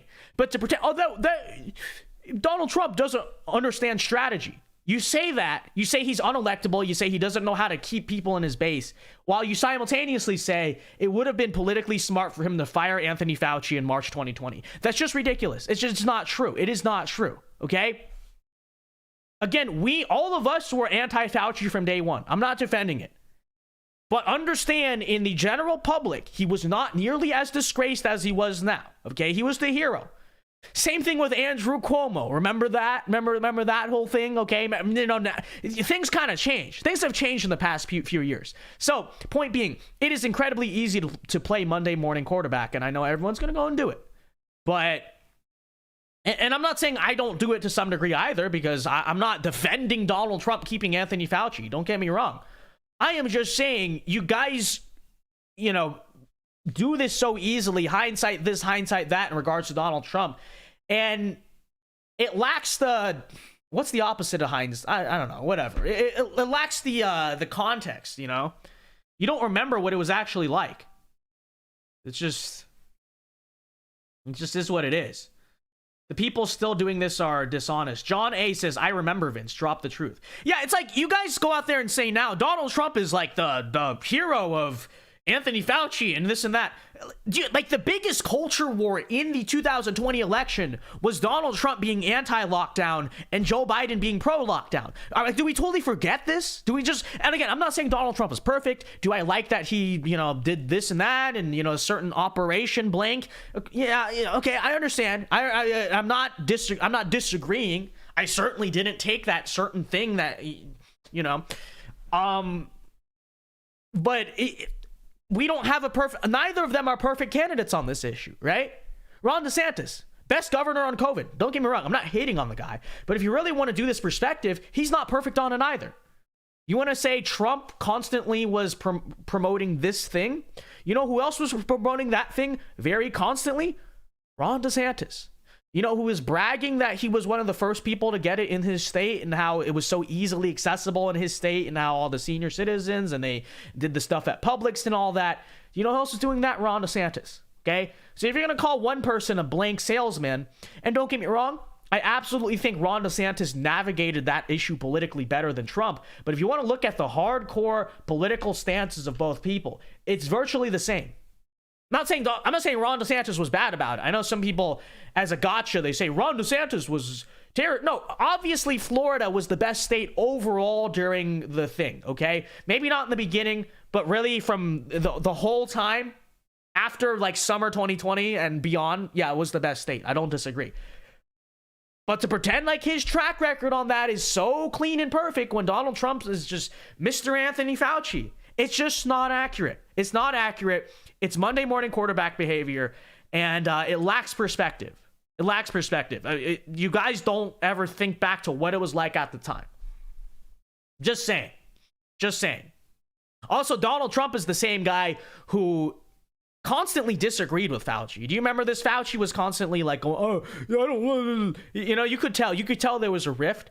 He stopped putting him in the press conferences. Remember that? Remember that, by the way?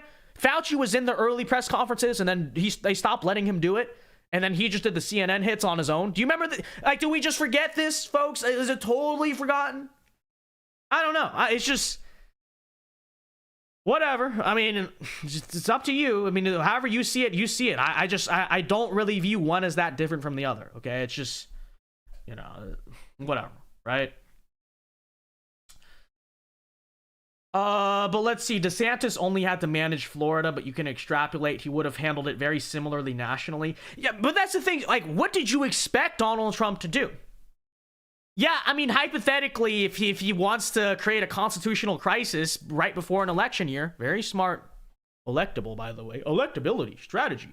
But it's like it gets so ridiculous at points, because on one hand they say Trump is unelectable and he doesn't win the suburbs and all that, and the other hand they say crazy stuff like Donald Trump probably should have sent in the National Guard to expel governors and stop them from doing the lockdowns. Look, I'm not saying he shouldn't have not done that. I'm just saying you guys say on one hand your candidate is electable in strategy and suburban turnout. On the other hand, you all propose Donald Trump have done all these very outlandish, not saying they're wrong, just saying they're a little bit out there. Not disagreeing, I'm just saying they're out there, quote unquote. These very out there things that would have never given him a chance, or any Republican candidate, a chance in the election. It's just a thought, right? Like, which one is it? I saw this guy today. I'm not going to say his name, but I saw this guy today, and I kind of mentioned it in the video earlier today. You know, he was out there. He supports DeSantis, and he was out there in front of the Miami courthouse today. And instead of speaking up about what this is really about, okay, you can support DeSantis, that's fine. But what's going on here is bigger than Trump or DeSantis. This is a political persecution. This is an indictment of a former president. And all he's going out there doing is clout chasing his own content and saying, you should support Ron DeSantis, Donald Trump this, Donald Trump that. And he's just arguing about Trump 2024, which, let me just say this, okay? If you want to go out there and protest a Trump rally as a DeSantis supporter and go debate people outside, that's fine. That's your right to do that. But I think there's something particularly inappropriate, let me just say that, when, there's a national witch hunt going on. When the president in office is going after the prior president, and it really is an attack against us all. It is, there's something a little bit childish, immature, and egotistical to stand outside there and make the whole thing about yourself when it's not about you. It's not about your candidate. Just saying, just an idea. But regardless, I saw this character. He went out there and said that the reason Trump lost in 2020 is because he did not fire Anthony Fauci. That's what he said. Watch those videos. He was arguing with the people outside that the reason Trump lost in the 2020 election was because he did not fire Fauci. And you are the people who say you understand electability and strategy. That is a brain dead take. That is so, oh yeah, all those, allegedly at least, yeah, according to the, all those suburban moderates who turned out against Trump, they really would have turned out for him if he had fired Anthony Fauci in March 2020. Like, what planet do these people live on?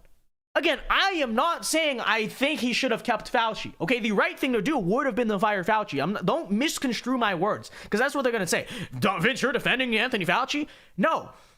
But you guys just say delusional things. To pretend like the reason we lost the suburbs is because he did not fire Fauci.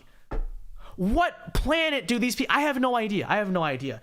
But anyways, Kendall for $20, thank you very much, says, I bought a boat. I gotta save money, but I am back. Well, thank you for the $20 regardless, Kendall Weiler. I appreciate it very much, and congratulations on your boat. We gotta see the boat, all right? What kind of boat is it? Kendall, you know what they say about boats? Boats are riz, okay? You gotta pull up at the dock, all right? Flex your boat to the world. So true. Thank you for the $20 big donation there from Kendall Wilder. And Kendall for another $10, thank you very much, says, I like Ron DeSantis. I think Trump shouldn't run because of his age. I understand he's there mentally for it, but it can change. Thank you for the $10, Kendall.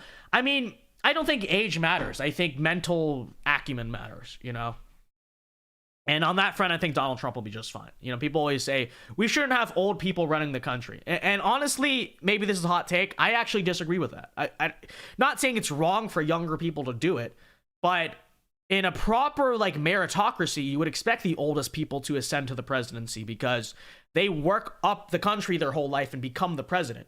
What do you want, the young people? You want the young people running the country? Oh yeah, that's gonna go real well. Yeah, get Justin Pearson in Tennessee. That's who should be running the country because he's young. But it's like I most people, yeah, I'd probably say 78's a little bit old. I think Donald Trump is fine though. There are people 90 years old who are still sharp. I don't think it's an age thing. I think it's just this thing, it goes faster on some people than others. Joe Biden, it went when he was about 30, 40 years old. It was already gone, but it is true. But yeah, I agree, Magadonian. He can't back down now. I mean, what are you going to do? Back down now? Really? Is that how you're going to be? People say you should drop out now. Is that how he's going to be remembered? Would you be remembered like that? They were throwing everything at you. Your back was against the wall, and then you just gave up? You just gave up in the middle of it? He has no reason to. I don't think he should. I think it would be a damage to his legacy if he did, to be totally real. Will Collins be on Zoom? If so, I'll make an account right now. Yeah, they will be. We'll do Collins in a few here. Let me set it up here. Kendall for $5, thank you very much, says, there's wackos on both sides. Don't make politicians your heroes. They are politicians. Thank you for the $5, Kendall. I agree. But, that's part of why also when people bring me arguments like, I don't like Donald Trump because of personal morality, I'm like, well, he's not leading your church. He's leading politics. It's a little different, right? Render unto Caesar. Not saying it's the same, but you understand, right? I mean, so I view it a little bit differently, but I agree with that. But thank you for the $5. Appreciate it very much. That's coercion. Real. We do need more 30, 40-year-olds in Senate, in Congress, maybe junior seats. I don't know, something like that. I mean, I don't care about the age thing, to tell you the truth. Because a lot of young people are just stupid. Think about the young Republicans. Okay, we got good one. I like Matt Gaetz. But there's also On the other side, there's some young Republicans who are John McCain 2.0, and you might know who I'm talking about there. So it's like, I don't really consider age, if I were to tell you the truth. If they're young, great. If they're old, great. I don't really care either way. It's not something I consider. Other than, yeah, if they're old and senile like Brandon, then obviously, then yeah, you can't have that. You know, but if they're mentally disabled like John Fetterman, then that's a problem. But I don't really care about age. It's not like I don't care about. I care about how energetic they are. I care about whether they seem to demonstrate ability. But age in itself, I know people do care. Personally, I don't really care. But anyways, Mickey, dollar for dollar for $5 says, Mickey is a nickname and nicknames are for friends, and Michael Mouse is no friend of mine. Thank you for the $5 dollar for dollar. It is true. He's not Mickey Mouse. He's Michael Mouse. I'm going to start saying that. It sounds like Borat. Michael the Mouse. Very nice. Michael the Mouse. By the way, I did promise. I did make a promise, okay? Now that we're moving into the less serious portion of the show.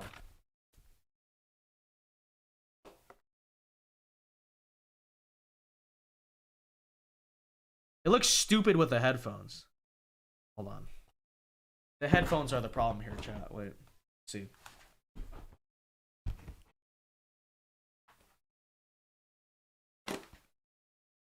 Why do I feel like I actually look good like this? Is that just me? Am I just being racist towards myself? I feel like I actually look good like this. I feel like actually I prefer myself with this look. I might just walk around now like this, you know? What are people gonna say? Oh, what the heck is he? What the heck wrong with him? Why you wear that? I don't know, Vince Dow. I mean, what you gonna say? I feel like it actually looks like, is that just me? I feel like I actually like this.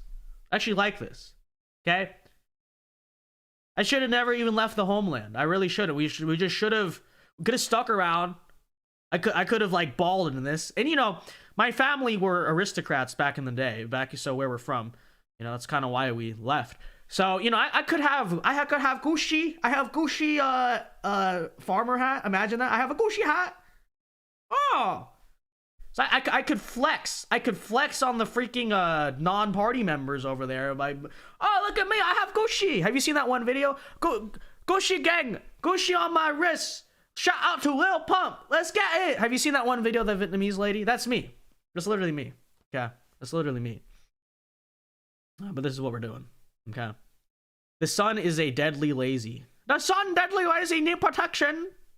True. Totally suits you. I know it actually fits my face. Like, it looks good. I kind of like this. I think from now, I think the whole self-seriousness thing of assimilate into America, I think that was all a mistake. I retract everything I said on Vice. I think this is what I should have been doing all along. In fact, this is how I should have showed up to the Vice panel. You know, I'm in my natural habitat. This is what I was destined for. This is your destiny. That's your destiny, okay?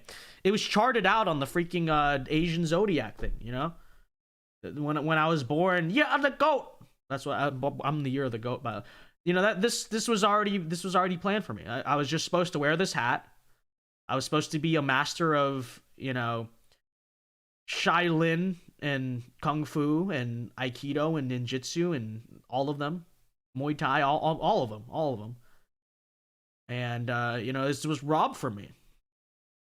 This is my destiny all along. This is what I've always supposed to be doing. Okay? Cajun American says, I would absolutely cop a Vince branded rice hat. Is there a Shopify thing that even makes those? I'd have to research how to make those. I'm pretty sure the normal vendors that sell like drop shipping stuff. I've never, well, maybe, hey, that's our e-commerce idea. We got it. We'll sell the hats. Ah, Gucci. Dude, we got it. All right, chat. Let's make an e-commerce company. We're going to sell like designer rice hats, like fake designer, like meme designer. It's going to say like Gucci. Like, we won't say Gucci. It'll say Gucci. Like with the S-I. Gucci. Oh, Gucci. Oh, Gucci gang. Shout out Lil Pump. That's what we got to do. That's what we should do. Okay? I don't know why all along I never realized the power of this. And now here we are. Now the real question is, does it get more powerful if I put on sunglasses?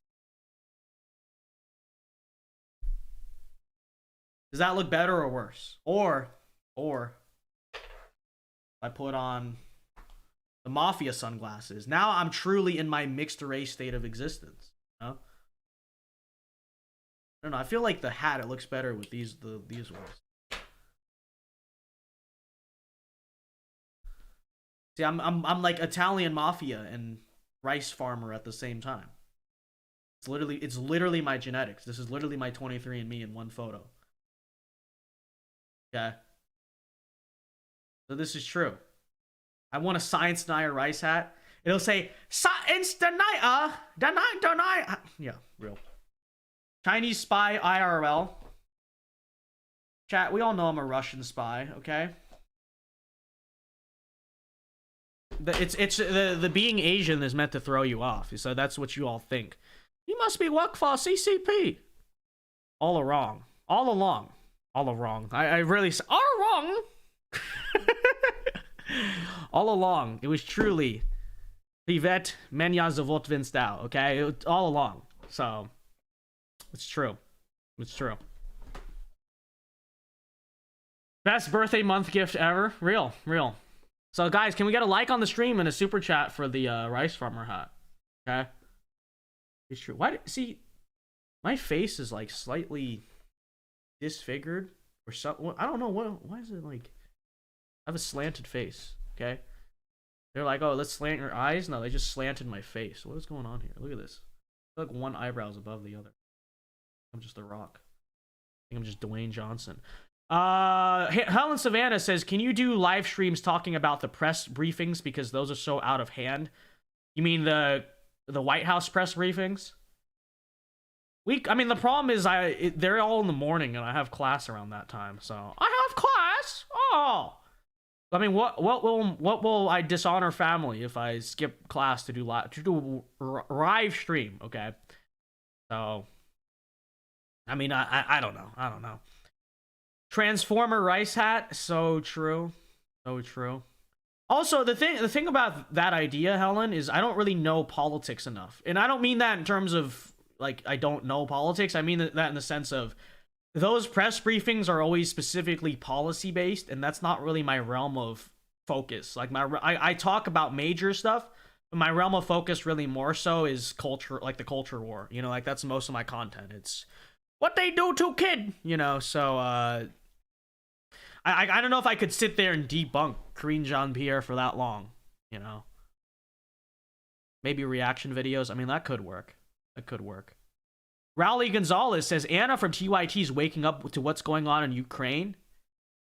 Chat, Anna, listen, we're going to save her, okay? I will say, oh, Anna, they do become red pill, Anna. I'm just going to come up like this, okay? Before I did not have the powers to do it because I'm just like some conservative guy. Can you imagine this? Imagine someone pulls up dressed like this. Would you not immediately just take him seriously? Be honest. Immediately, you see a guy like this, and you're like, you know, I think he has serious things to say. I think he does, okay? Very interesting, because it's all a distraction. Because I wear the Vietnamese hat. People think I'm a Chinese spy.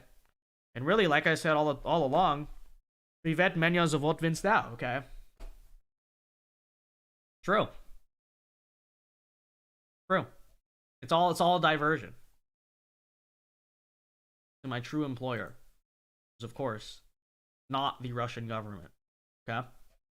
So it's true. Alright, let's see what else we got going on here. Ashley says, do you have regular glasses? No. I mean, I used to. I might still have them somewhere. Do I? Oh, I actually have them. Wait. Fell on the floor. These are the old fake glasses I used to wear in high school. I used to wear fake glasses, by the way. I don't know if you guys know that. I don't actually need glasses. I used to wear these in high school because, I don't know, I thought I looked better with them. And I think back in high school, maybe I did. But now that my face has developed, I just feel like I look like a nerd like this. I literally just look like a nerd. Like, it doesn't work anymore. But those are my fake glasses. But I feel like these, you know? I look like whatever the North Vietnamese special forces were. That must be me, right? Like I'm like their CIA, you know. I'm their Fed. I'm literally like the agent of the Matrix, but it's for Vietnam. When we're indicting you on your rice farm, okay? When you went out there and questioned our authority from the rice farm and questioned your authority to other rice farmers, you get a knock on your little hut, and this is who shows up. It's true. This is what happens. Exactly what happens. Okay? We say, "Oh, hello, Mr." What's a Vietnamese name? Mr. Tran. Mr. Tran, are you home? Oh, that's you. Mr. Tran would never be heard from again. That's me. That's me right now. Okay? No, not Viet Cong. The Viet Cong are just like poor farmer. I'm whatever their KGB was. Like, that's me right now. That's me right now. Like, I knock on your hut when you dish oil, okay? You dish oil to party. And this is what you see. This is the last thing anyone sees is strange men in suits at your door. At your door? Oh. Secret Agent Ricefield. Yeah, that's me. Mr. Wing. Mr. Wing. Oh. It's true. Have you guys ever heard the Fortunate Son folk cover where it's like a Vietnamese banjo? That is quite the song. Nerdy Mafia Man doesn't look bad. I don't like the glasses. I used to really like my glasses, and I just think I look stupid with them now. And I don't even need them, so what's the point? I just did it because, do you guys remember, like, fake glasses were a trend for a little while. I don't think so much anymore, but they were. Maybe that was just a California thing. There was a while where, like, glasses became a fashion thing, and, like, people would wear glasses. Girls would wear glasses, and guys would wear glasses. It was just, I don't know. I feel like it's very outdated. Yeah. Anyways, let's set up these call-ins. Hold on, let me set up a Zoom call and then share the audio, and we should, be eminent. Give me 1 second. We're going to set up Zoom call. Yeah. Now, the big thing about call-ins tonight is you may call in to my normal self, or you may call in and just see this. Okay, you may just call in and have to deal with. Yeah. It depends on which of my bipolar identities I want to project onto you. So you just have to watch out. Or maybe the very third rare one is you just end up with the Russian version of me. So who knows? All right, but I'm gonna need headphones though. Okay, that's a problem. How do I do? Let's see. How do I do this?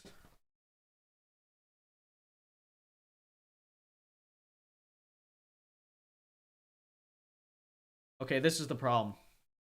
This is the big problem around. How do I do this with headphones? See, if I put them on my head, they look stupid. Because look at this. Watch this. If I put them here, right?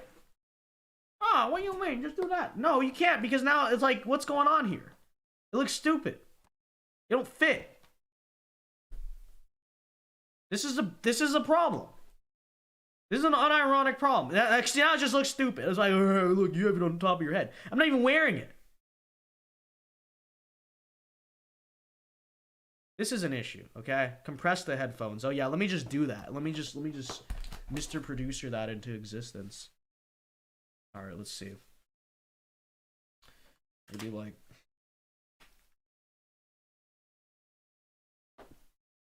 All right. Good enough. I like to smell napalm in the morning. No, I don't. Please don't napalm me. Oh. Baby tonight, America's stealing alright again. Alright, here we go.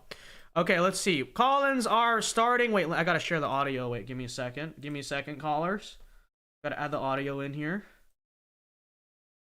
Got 2 people already waiting. Wow, that was fast. People are very enthusiastic to call into the Vindao show. Vindao. Oh, you are live on Vindao show. Okay, wait. Let's start virtual cameras so you guys can see it. All right, let's see. Who's in the waiting room? All right, we got Republican Thinker. I don't think he's called into the show before. All right, let's see. Hello, Mr. Republican Thinker. Can you hear us? Hello. Oh, wait. This is going to be a problem. I have to, Wait, Mr. Republican Tinker, give me one moment. One moment. Have to fix audio. Oh, hold on. Yeah, very nice. Thank you. Oh, hello there. Hello there, please. Please, thank you. Hello. Can you hear us, Republican Thinker? Republican Thinker, where are you? I cannot hear you.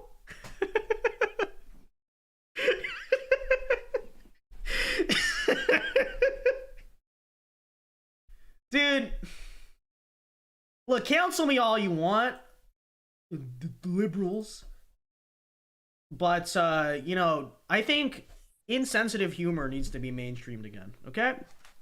I can hear you now. Oh, hello, Mr. Republican Thinker. Hello. How you doing Hey, tonight? Vince. I'm doing good. What order you want? Chicken fried rice. Oh, so number 4. Okay. All right, all seriousness, what are your any thoughts tonight on the speech indictment situation? The indictment is pretty, well, not unexpected, but pretty crazy that's still going on. That it started off with Russia, and now it's still 2023, and they're still going after Trump like they got something on him, you know? It is true. So Republican Thinker, even though your name is Republican Thinker, you're actually from Canada, if I'm not mistaken, right? Are you? Yeah. So what's it like there? I mean, people talk, you know, I hear it's a lot like North Korea up there, and it's, you know, very dystopic. What's the true reality of Canada? You could say it's probably close to that. But well, a lot during Pride Month here, there's a lot of pride flags, even like police stations. Yeah. Police stations, they fly the flag. And that's been happening for like the past probably 3 to 4 years. Every store, even outside of Pride Month, they got like a pride flag saying all is welcome, shit like that. Why do you think it is that Canada is more liberal than the United States? Do you think there's a reason? Because, well, I guess I understand. Go ahead, yeah. I mean, from a historical, like, building of the country, we've always been kind of been here just to be the opposite of the United States. That is true, yeah. So you're gonna be, yeah. Even growing up, like, believe it or not, I used to just hate on America just for no reason, just because that's what everybody else did. Like, I even know people like now that like believe that our military would defeat the American military any day. I think you just have to have a gay off, like who's more gay, and then they'll that's how they'll compete. You know, they'll just fight each other with rainbow swords. That's what would happen. Trudeau might win that one. Yeah, that is true. Yeah, he might. I was going to say on the point for like the old people running for office, I kind of agree with you. That's kind of dumb to bring up like age, especially since like being the president, that's like a life commitment. Like you don't get rid of Secret Service, you can no longer drive. You don't get privacy like you used to, and also you don't really get like the wisdom. Right, and that's the biggest thing, or the experience. I mean, to some degree, you have to climb the social ladder in America to run for president. You could argue perhaps it should not be that way, but I think to a degree, the founding fathers also believed it should be that way. I mean, look at who they made the first president. It was George Washington. It wasn't some random farmer from nowhere. You know, it was the guy who led the army, came back, you know, a wise old man, and, you know, he was the father of our country. And I think, you know, if you understand to some degree the presidency is modeled, you know, he's meant to be the head of state. Well, how would he ascend the state in a truly meritocratic, quote unquote, system? You know, it'd have to be someone presumably of relatively old age. I'm not saying they all have to be 78 like Trump or 80,000 years old like Biden, but I think to some degree, I mean, it's just not realistic to want a bunch of 35-year-olds to be running the system, you know? Which, by the way, back then was old, you know? I can't really think of anybody right now who's like 35 that I would say, you know, should be the leader of a country. Yeah. Like, you don't got the wisdom, you think you know it all, and I just feel like it's more suited for like somebody who's like maybe 50, 60, something like that. Somebody who knows what's going on. They didn't just get into like political, like the political realm. Yeah, for sure. For sure. All right, well, thank you for calling in, man. Any other thoughts? No, but good job, Vince. And Appreciate yeah, it. I've been watching you for a while. That one clip that you brought up, like reacting to your old clips. That old grandma, I remember watching that when it came out. Well, oh wow, so you've been around for a while, man. Appreciate that. Very cool. Yeah, I think it was around whenever John Doyle was making a lot of videos. I think he's talked about you, and that's the way I found you. Wow. All right. Thank you, man. Appreciate that. Appreciate that. Thanks for sticking around. All right. See you, Vince. See you, man. All right, chat. If you're gonna call in, use your chat name. Okay. I try to bring in people who I actually recognize from chat. Like someone is calling. Their name is PP Poo Poo. Okay. Why am I gonna add you to the call as PP Poo Poo? I guarantee you're just there to like troll around. Okay. Like use your you can change your Zoom name, okay? Make it your chat name. Make it your chat name. Ah. Okay, let's see. Deb on air. Who is this? Let's see. Oh, Deb on air. All right, let's see here. Freaking PP Poo Poo. Oh, you're gonna call in with that name? What that mean? I think in Vietnamese that actually means words, so you better watch your mouth. Red Fireball 555 for the $2. Thank you very much. Says Vince has become the Dragon Warrior. I am Dragon Warrior. Wow. Wow. Hello there. It's true. I am the Dragon Warrior. Oh. Okay, I tried to add Dem on air. Wait, it says he's joining. All right, let's see. I don't know why it's not working. Dem on air. Why no work for you? It is true. I mean, who is PP Poo Poo? Maybe that's a real person. Maybe that's just their name. You know, like a boy named Sue. Maybe their real name is literally just PP Poo Poo. You know? Dude, you look like a third world dictator. David, you shouldn't have said that, because now I'm going to like this outfit more. Okay? Now I'm 100... Ah, hello, my humble citizen. Hello. Hello. I wave at the military parade. Hello. We are going to crush all force of the Western imperialists. We're going to crush them. For Vietnam. Oh. Daniel, that's the worst thing you've ever said. Now I feel like stronger. Now I feel powerful, okay? That's just a compliment I've been waiting for all my life. All my life, I've just walked around saying, I want someone to say, Vince, you're like a third world dictator. And finally, you've done it. And now my ego is out of control, David. I think you made a huge mistake there, okay? Midnight Storm says, Dragon Dong Warrior. Real. Okay, he's not joining. Okay, it's not working. Okay, let's see. Okay, now Zoom is bugging out. Hold up. Why not working?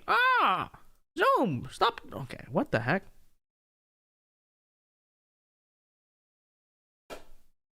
Chat, it's so over. Zoom is lagging out.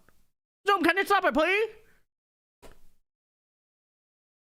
Zoom is not. The Zoom is having a. It did not. I did not take order. Did not take order. All right, hold on. Sorry, callers. I don't know why Zoom's being so. Let me see. Let me just try turning off the camera or something. It's ridiculous. I don't know what's happening. What is this? Like, it's not even the internet. It's just the app is being slow. What's going on? I think it's Jover. I think it's Jover. It's broken. All right, there we go. Okay, here we go. Okay, let's see, Daniel Hopping. Okay, Daniel Hopping. Hello, Daniel Hopping. Hello. All right, here we go. Let's add him in here. Dollar for $2 says emotional damage. Hello, shitty walk, bing chilling. So true. It is so true. Many have been. Oh wait, can you hear me? Oh, hello, Daniel Hopping. Yes, we can hear you. It's Rowley. Sorry, it's a different email. Okay. Hello, Rowley. Hello. Good. Nice talking to you. Just like a quick, guys. Well, I found out this earlier. I didn't know tomorrow is Trump's birthday. That means he was born on American Flag Day, True. which is also June 14th. So it's pretty cool. He is the American flag. No, real. It's I need to get that as my. It used to be my phone lock screen. Him hugging the American flag. Real. But yeah, it's main thing is I came to talk about the Anna. Like I know it's kind of a joke that like, hey, she'll be like red pill, but like now she reading up to the TYT. She said, yeah, Ukraine probably blew up Nord Stream, which like a few weeks ago, I would think that'd be unheard of for anyone on the left to say that. Oh, yeah, no, it's true. It's true. I don't think she'll ever become conservative, but I could see her becoming like a Dave Rubin type, just kind of like classical liberal, sympathetic to the right wing. I could see that for her for sure over time. It'll take time. I don't know if TYT. The other thing though, part of the reason Dave Rubin became more associated, I guess, with our movement is because he got like fired from TYT. Like they drove him out of there. I don't know if they ever do that for Anna because Dave was a part of TYT, but Anna is TYT. It's Anna and Cenk. Like that's who it is. So I mean, it'd be curious to see, but I definitely think she is drifting more moderate over time, I guess I'll say. She definitely is a lot better than she was, when she was yelling at Alex Jones, "Oh, get off the stage!" Because she's suddenly now she's Asian apparently. That's one of my all-time favorite clips. Like that's something out of WWE. It is. You could not cut that promo. It is very true. It's very true. Yeah, no. Who would win a fight? Alex Jones or Cenk Uygur? Who would win? Oh, wait, someone says there's double feet. Hold on. Sorry about that. Okay. Sorry, what did you say? Who do you think would win, Cenk Uygur or Alex Jones in a fight? Easily Alex Jones. Because Alex Jones has, like, drunk rage. I feel like Cenk talks, but, he, the rage of Alex Jones when he really gets raging, I feel like that's unmatched, Yeah, real.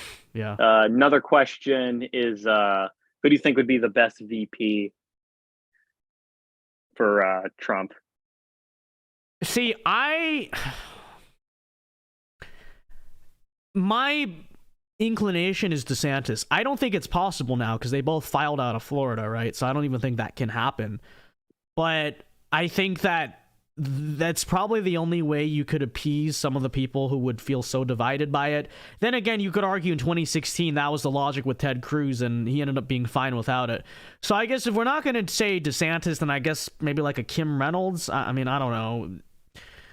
I know he wants to choose a woman. I mean, someone like I think Josh Hawley would be a good pick. I don't know if that would even happen. It doesn't seem to be high on the list there.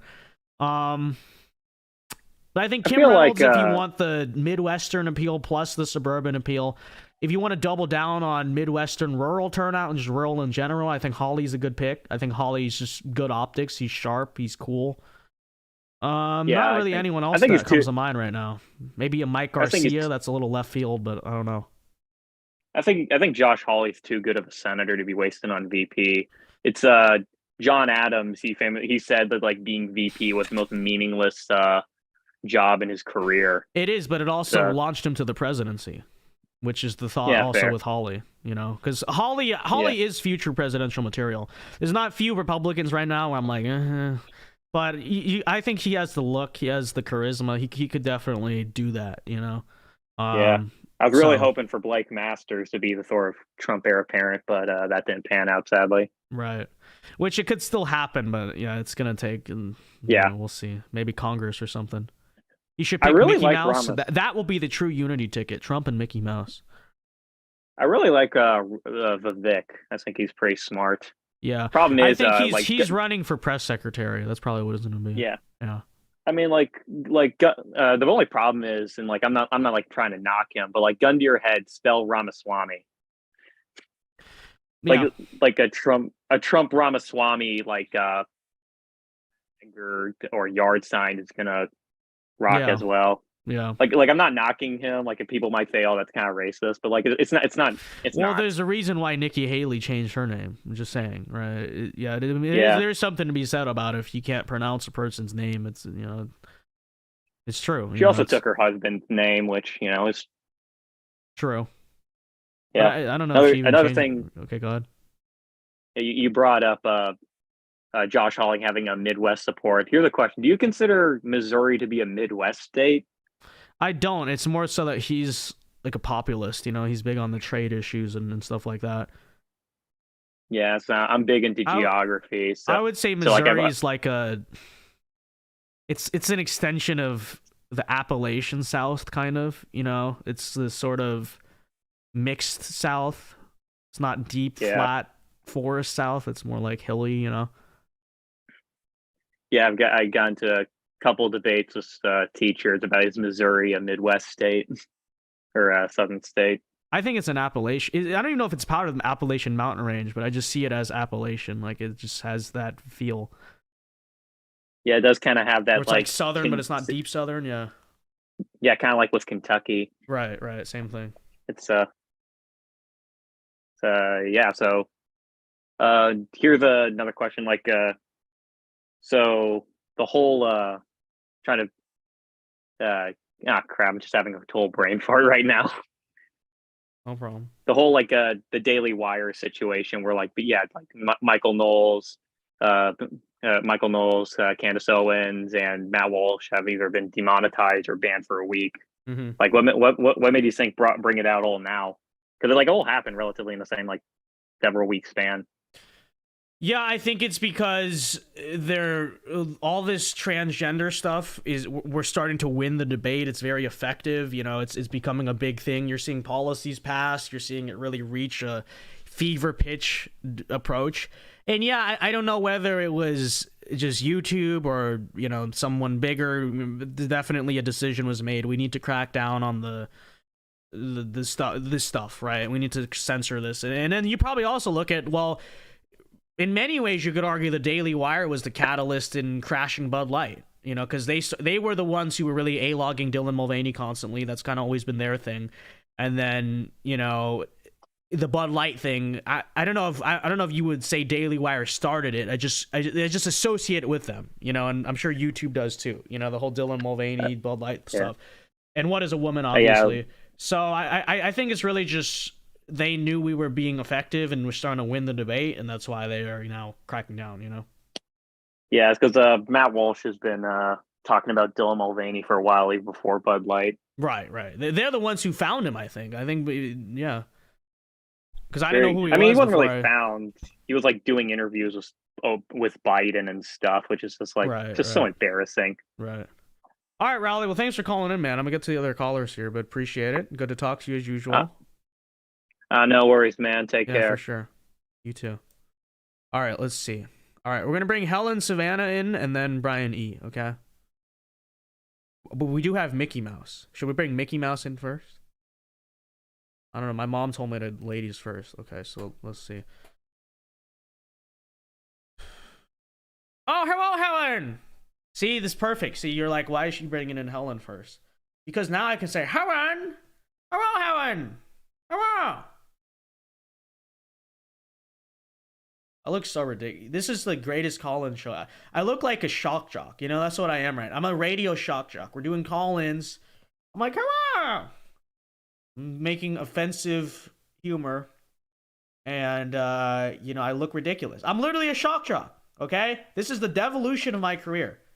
We started off super uber serious, political guy, vice. Now this is how we've devolved. Now we're just a shock jock. We're a glorified shock jock. That's what this is. Many such cases. $1 for $2 says Hunter Biden versus CM Punk. Who's winning this fight? Obviously CM Punk. Look in his eyes. He's the cult of personality. What's CM Punk's finisher? It's a thing with a knee, right? I totally forgot. It's been a long time. But yeah, look in his eyes. What do you see? The cult of personality. Okay. Hunter Biden is like, what do you, he has a cult, but it's a different word. It's a different P word. Okay. All right. Helen, can you hear us? I can hear you. Hi, what's up? Hey, what's up? So can I make a comment, or do I have to have a? No, you can make questions? a comment. You can make a comment. Yeah. Okay, so I am a teacher in Detroit, and with Pride Month going on, it's the end of the school year. The kids are rowdy. I can But with imagine. Pride Month going on, you're seeing like a lot of what teachers are quite obviously pushing their like opinions and stuff on these kids. And I work strictly elementary school, so like I'm, fifth grade's maybe the oldest that I'm around. And the fifth graders, like every single time that those kids are talking, that the teachers are talking about it, like they don't want to talk about it. It is strange for them. Like, and the fact that it seems like it's something that's so important, like it almost seems like the principals are like, well, make sure you're covering this in class today. Like it's actually that important. And I just wanted to know like what your thoughts are on like what's going on in the schools. Yeah, I mean, there's not much to say that is not already understood, but yeah, I mean, obviously, the part of the reason they're pushing it on kids so young is because they know that's when kids are the most impressionable, right? This is why we call them groomers. Seriously. It's not a totally unfounded thing. It goes beyond the classical idea of grooming, where you literally like court a little kid into, becoming a homosexual lover, right? It goes further than that. It's that the younger you expose kids to these strange ideas, the more likely they are to believe them, right? The things you learn when you're young are implanted in you the most. And, that's what they're doing. And they're trying to convince, because they also understand, I think, to a degree, that older people, even older people who are maybe more Democrat leaning, to a degree, everyone is kind of like, well, that's a bit weird, especially with the whole transvestite thing. That's a bit weird. But I think if they can have a young generation, raised from youth to very fanatically believe in this stuff, then they can, have control on a political level. And then on a cultural level, there's something to be said that because that crowd cannot naturally reproduce, let me just say that's actually how they reproduce, is they have to convince children to take up that, is what I'm going to say.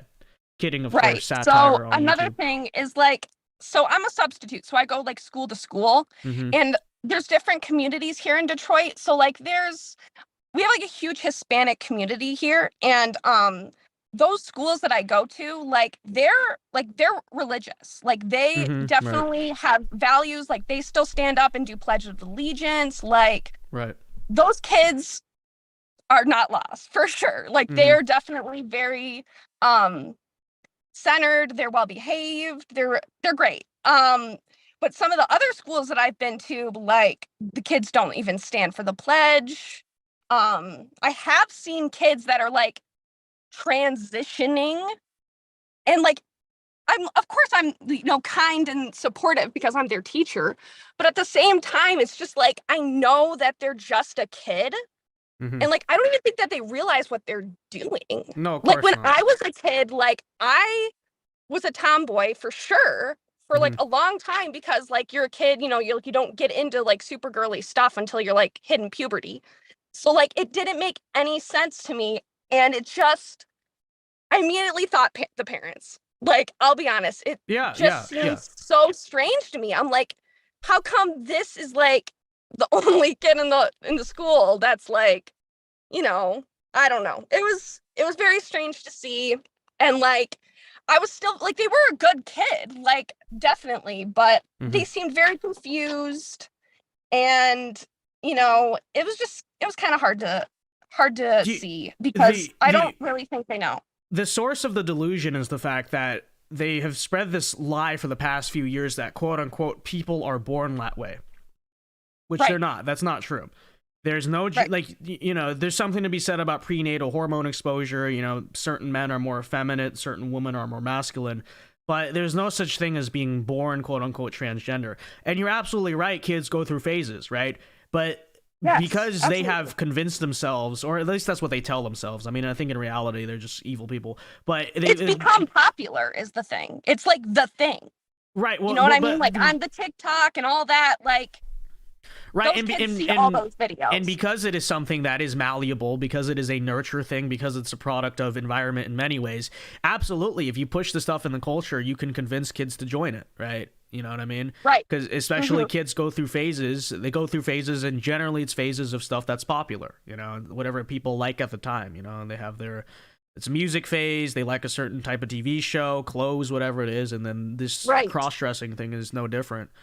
And then the effects are permanent. That's what it obviously, really is. Yeah, that's what it really is. And like, I just know that like when I go on my like For You, like I'm not I'm not transgender, and neither is 99% of the population.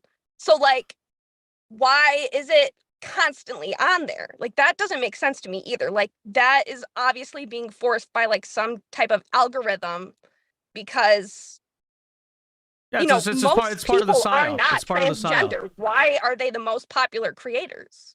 I mean, it's The fuck? psychological conditioning. Yeah. Yeah. Yeah. Yeah. Yeah. It's all part of the plan. Because the more you, the thing is, part of the thing is the more you see something, the more normal it becomes. It can be with anything. It can be with the most ridiculous idea. If you hear, and this is how most human beings are too. I mean, you have your 10% of the population that absolutely always discern and think for themselves. That's really not most people. I mean, talk to your friends and just say something. A lot of times just to be agreeable, they'll be like, oh, wow, that's a good point, you know? So the thing is that if the people around you or the things you see, you just see them over and over again, over a long enough course of period of time, people will just come to believe them or come to believe at the very least they are normal. Right. And that's how certain political ideas that were like, how did people ever subscribe to that? That's how they become normalized. It's just someone comes along and says it. Most people are followers. You know, most people are not leaders. Most people are followers. That's how human hierarchy works. And so if you just come and tell the follower something over and over again, then, you know, over time you can totally normalize an idea just by saying it out loud. Absolutely. You know? And how old are you? How old am I? I'm 20. You're 20? Okay. Yeah. So like when we were kids, I don't remember anyone talking about like transgenderism or anything like that. Like that was not I mean, I went to all of a sudden. I went to school in California and I've never heard of it until high school, really. High school was when that stuff all started. Me too. Yeah. There's a little bit of feminism in middle school, but yeah, I didn't really understand what it was until high school. Right. And very really true. not even then. I actually, now that I think of it, even because I was kind of pre-COVID, I don't think it was ever actually taught. I know California has a thing now. They have when you take health class, you have to learn LGBT sex ed. But I was still, for me, it was just normal sex ed. Like we never learned that stuff because I was like one of the last grade levels of that. But yeah, I mean, it's definitely something that's come up very fast for sure. Wild. Well, I enjoyed talking. Appreciate it. Well, you said you're moving to Tampa soon, right? So maybe before you leave Detroit, you can just go off on everyone and then walk out like Jordan Belfort. I'm just vacationing. Oh, you're just vacationing. Okay. All right. Yes. I appreciate it. Thank you for calling in, Helen. Of course. Bye-bye. Bye. All right, let's see. I said I was gonna bring Brian E in next, right? Okay. Let's bring in Brian E. Brian E. Hello, Brian E. Hello. Brian E, connect to audio. Hello. Oh, hello, Mr. Vincedao. Oh, hello, Brian E. Hello. Hello, Mr. Brian. It's nice talking to you. I mean, I've watched you since you were at 15K subscribers. Cool. Appreciate it. And I just graduated from high school. And I live in California, and now I'm going to move out to Arkansas. But anyway, my question, work? School. Cool, man. I'm going to a Christian school. Cool. But my main question, well, if you wanted like me to like talk about something, then you go ahead. But I was going to talk about like Andy Ogle's like impeachment, like filing for Joe Biden, and on the premise of bribery and like the border and stuff like that. Sure, man. What'd you have on? What was on your mind? I just want to like see what your opinion of it was. Like my opinion is the Republicans are going to be too weak to actually like do anything, in my opinion, because there's just so many deep state, neocons in the party. Yeah. So you said specifically with the impeachment of Joe Biden, is that what you're talking about? Yeah, because Andy Ogle's like today filed for impeachment. Yeah. Oh, yeah. I did see that. Yeah. I mean, yeah. It should. That's what we should do. I don't know if McCarthy will have the guts. This thing should give him the guts. It's like, you're doing all this. I mean, I think even the public would say, well, I mean, you did it once, he could do it back. But yeah, to tell you the truth, now with McCarthy and all these people, I want to see it first. And if they pass that debt deal, I mean, you really think you're going to do impeachment? I don't know. We'll just have to see. Yeah. Yeah. McCarthy and McConnell are just terrible. Yeah. Well, I mean, all I can do is sit here and say this is what we should do. I can't make the Republicans be competent, you know? That is the problem. But and also, like, what's your opinion on how conservatives are like reaching out to like young people like Gen Z? Because I feel like the messaging is terrible. Because like I was in a Turning Point USA club, and all it was like my Constitution, my Second Amendment, my capitalism, and it wasn't really like explaining anything. And it wasn't really like anything like people care about. Because I feel like the Gen Z would care more about like divorce and stuff, because that's just like it's taken over a lot of our lives, and would care more about like values, and also like drugs and prawn are taking over our schools. And people are depressed. And I feel like if the conservatives actually like made their messaging more about, you know, how to like improve your life, and how like they're going to like help you and like have housing, and like because of the high prices of goods and high prices like housing prices, I feel like that would be way better. Yeah, I mean, I think and to his credit, I think Charlie talks about this a lot more now, but I think that you really have to appeal specifically to the personal, you know? There's something Gen Z, our biggest, you know, we're depressed, all of us to some degree. We're slaves to social media. There's just something about the whole system that's broken with us, and we deep down know that. And I think there has to be someone. I think the best way to sell conservatism to people before the politics is just the sort of life philosophy, you know? And I think this is why Jordan Peterson reaches so many people who aren't even political, right? There's so many, like there's so many who they know nothing about politics, but they like Jordan Peterson, or they like Andrew Tate, or whoever it is. All these figures who came along and managed to speak to the personal, and sort of, especially what a lot of young men are feeling in terms of a lack of meaning. I think that gets through a lot better, right? And then just in general, even on political issues, the left always figures out what issues that young people care about, right? They make everything personal. They say abortion. Why do young people care about abortion the most? Of course they do. They're the ones having all the casual sex because they're young, right? So it's obviously, it hits them the most. What does the Constitution matter to, you know, young people? Like, you know, not saying it doesn't matter, but it just doesn't hit the same, right? Even guns, they make it personal. They don't say guns here. They say school shootings. The school shootings are happening because of Republicans. You are getting shot at because they, even every single political issue they make personal, you know? I think there are plenty of issues you can make personal to Gen Z from the conservative camp. Like you said, the real estate thing. If you want to talk about economic issues, that's the biggest way to do it. Inflation's going to kill your future. The real estate market is not going to be feasible for you, you know? That's the way to do it, right? This college education system, the way it is constructed, is not constructed for you to eventually raise a family. You know, it's just, you're here, take some stupid humanities major and end up in debt. And then, you know, there's no... just the education industrial complex, the way it's set up, right? That is is something that, if navigated correctly and given realistic solutions, not nobody go to college, because a lot of people's parents would be totally cool with that. But, you know, given a realistic alternative solution, you know, whether that's smaller school, community college, private, you know, different school, whatever. I think those are things that could appeal to young people. But I think you are right to some degree that this sort of civics class style conservatism, I guess you would call it, just doesn't really ring, I think, with a lot of young people, you know? Because also consider this, young people are not exactly taught in school to even revere the Constitution to begin with, right? So it's like you go and start a club saying defend the Constitution. Well, young people, because civics in general is taught less in school, so even if you can make a civic appeal to young people, it's still like, you know, I don't know. So but that's what I'd say. You have to appeal to the personal, especially. Yeah, they just people. Like when you talk about the founders, they just say, "Oh, you know, the white slave owners." You know, they don't really care. They also,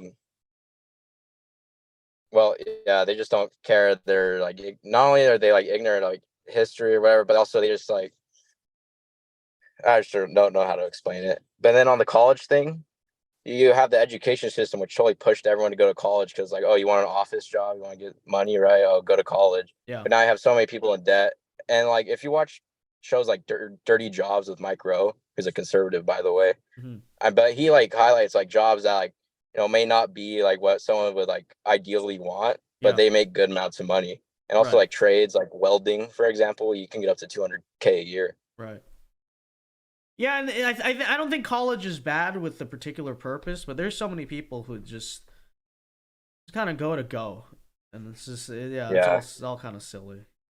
100%. But anyway, it was good talking to you. Yeah, appreciate it. Thanks for calling in, man. Also, I was thinking about making like I don't know, I'd call like on Twitter like an out of context Dao channel. Go ahead, but make an Instagram page for it too, and just double post on there. Because Instagram I can easily boost you because I have a big page on there. So. All right. Yeah, for sure. But yeah, go ahead, dude. Go ahead. All right. I'd appreciate that actually. Thank you. Yep. All right, let's see. I want to bring in Mickey Mouse. Okay, Michael, Mickey Mouse. All right. I don't know what's gonna happen. Is he gonna call in as Mickey? Oh, Vince Dow. I mean, hello. I am what's an Asian Mickey? Oh my gosh, it's better on the stream. What the frick? Oh, Mickey Mouse, are you okay there? Oh, hello. This is the real Mickey Mouse. I've been using a fake voice the whole time on the online. What is going on? I'm incredibly confused. Oh, okay. Why your profile picture on Zoom is Kermit the Frog, but you're Mickey Mouse? This is very peculiar. I'm not entirely sure with the events that are occurring here.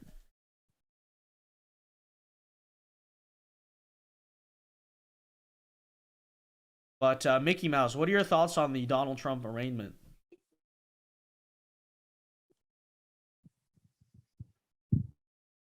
Mickey, we scared off One of my best friends. We're really close to each other. What? What did you say? Kermit the Frog is my best friend. That's why this is my profile picture. We're not gay though. I can't tell if you're like 5 years old, 20, or a guy or a girl. Like this is so like literally this caller could be anything. It is so ambiguous. I'm very confused. Very confused. Mickey Mouse, why do you groom children, Mickey? Mickey, why are you allowing Disney to? That's not me. I swear. If you want to see a picture of me, check Discord. I'm a very beautiful young man. I never groomed children. I don't condone what Disney's doing now. Well, I appreciate that, I suppose, Mickey Mouse. I appreciate that. I just want to tell Dollar for Dollar that I want to be his friend. Please love me. Who is this caller? I'm like trying to figure out who it is from the chat. I have no idea. I have no idea. You said I'm checking Discord. I don't understand. I don't understand the reference. Just understand. I'm a good person. Deep down. Even though okay, I know, I see. That does not look like Mickey. That looks like freaking Five Nights at Freddy's. That is terrifying. I've seen some stuff, okay? I've been through some things. I've seen things. Yeah, I can see it in those eyes. Look at those eyes. Yeah. It's my eyesight. Look, I'm baby Mickey Mouse, okay? So, Mickey, I think you look like you just came back from Ukraine. So can you tell me a little bit about what that was like fighting in the Azov battalion, Mickey Mouse? It was Zelensky the whole time. Mickey, why were you fighting in the Azov battalion? Mickey, did you just admit? I was making a joke. Mickey, you were actually serving in the Azov. Do you know what they are, Mickey? No. Calm down there, Mickey. No, I'm not a Nazi. I turned from my blackface days. I've turned away from those. Whoa, you wore black? Mickey Mouse wore blackface? It's so Jover. I mean, no, I never worn blackface in my life. You just said you did, though. I was, Mickey Mouse, what are your thoughts on Vladimir Putin, Mickey Mouse? Vlad is rad, and I'm going to St. Petersburg soon one day to see him. He knows me personally, and he sends me nudes. What the?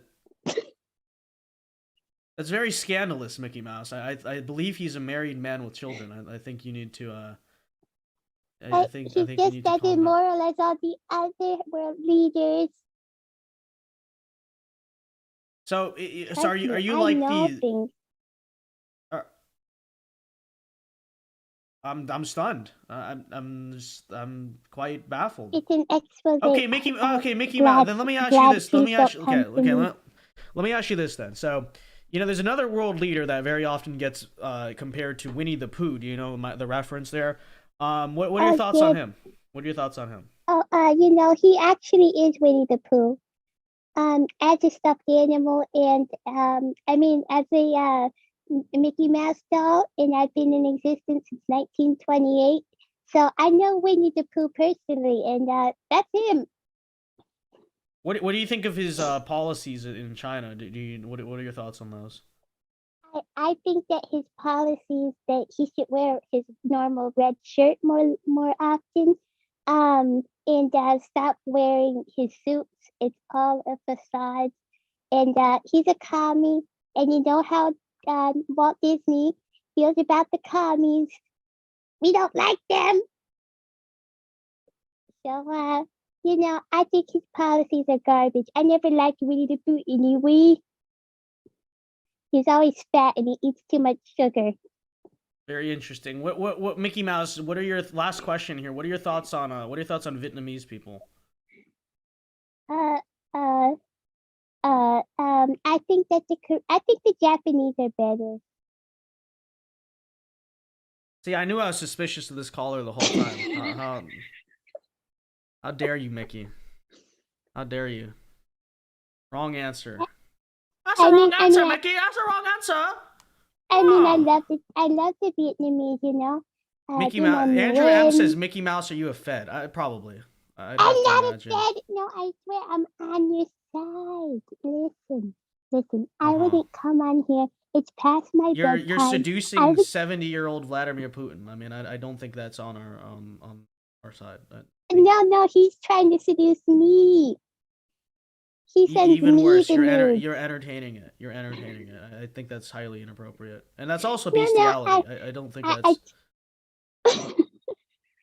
I told my mother, and I told well, I don't have a father. That's probably part of the problem. But I told my mother, and she took my phone away. And right now, I'm speaking to you on a special device. No, I am a good friend, dollar for dollar. Please accept me. I love you. All right, this is I'm gonna end this call before it gets weirder. But dollar for dollar for $2 says, I told y'all Michael Mouse is no friend of mine.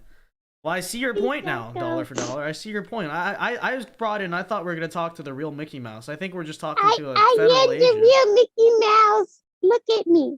I've been alive for 22 years. I mean, 122 years. That's why I look like this. Okay. Well, thank you for calling in, Mickey Mouse. Have a good day. Have a good day. Thank you. Goodbye. I don't know what that was. It's not actually she's clearly doing a voice, but I'm very confused. I don't know what that was.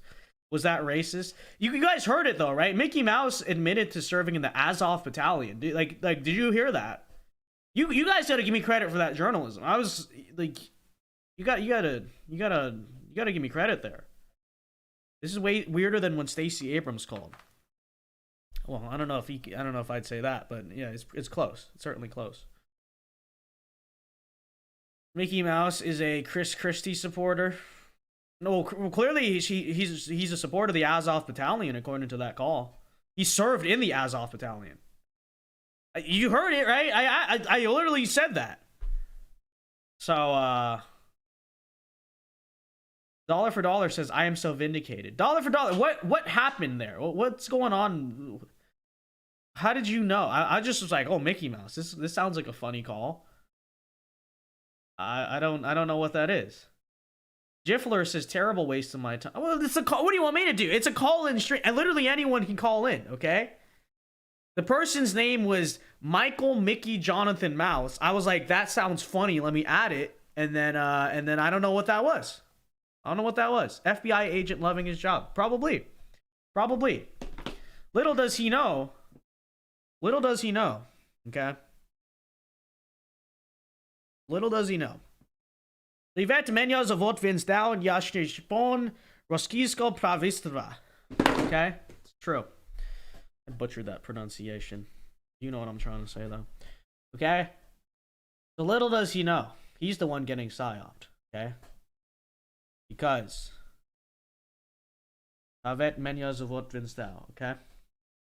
It is true. Mickey is a Ukraine shill. Real.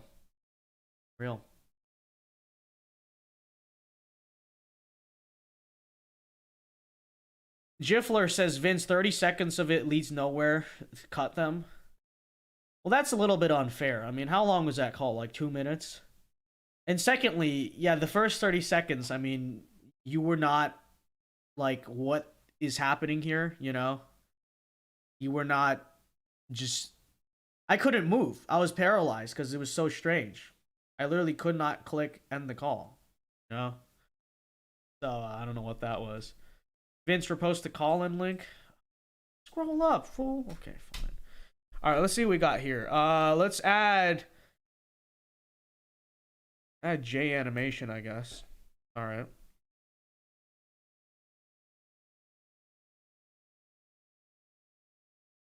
Okay, J animation, you should be. Hello, Mr. J animation. Hello. Oh wait, no, he's still on audio. Okay, let's wait for him to connect to audio chat, and then we're gonna prank him with the Asian voice. Sheeny Beanie says, guys, Mickey's my responsibility, unfortunately. Well, I wasn't gonna expose you like that, but there you go. Thank you for letting us know. Oh, hello, Mr. J.A. Animation. Wow. Hi, Vince. How are you doing? Hello. Hello. Can you hear me? Yes, we can hear you. Okay, perfect. I am doing good. Yeah, it's been a really good day, and well, other than the Trump arraignment, that I think is just a it's just a sham, and it's gonna destroy our country if we don't do something soon.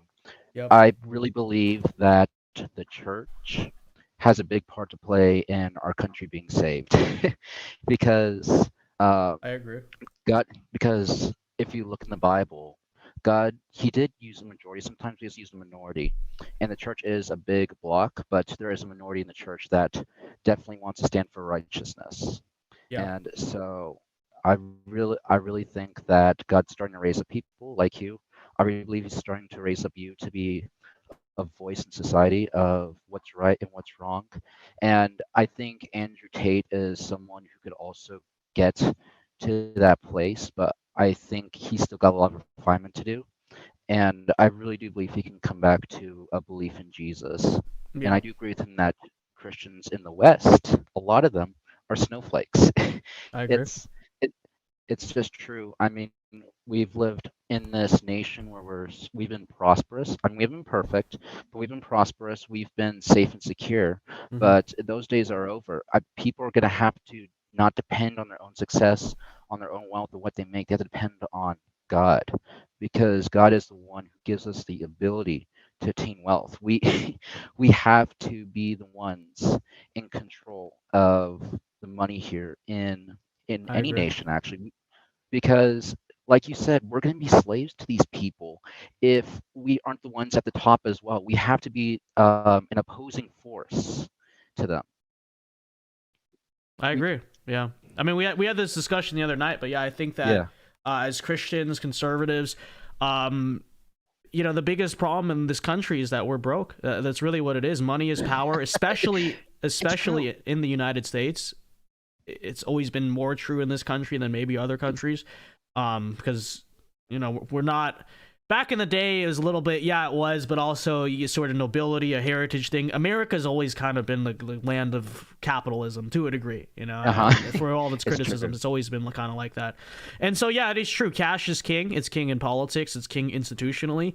And I think if we don't have financial independence and stability on our side, then who's gonna control stuff? Who's gonna win? It's George Soros every single time. Yeah. It's BlackRock every single time because money rules America, and so if we don't have any, we're powerless. Yeah.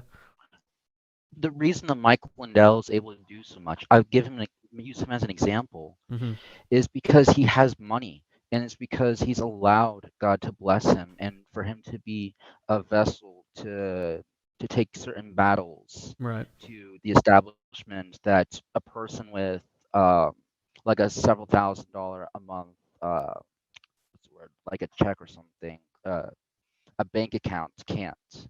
They can't do that, but he can because he has the money.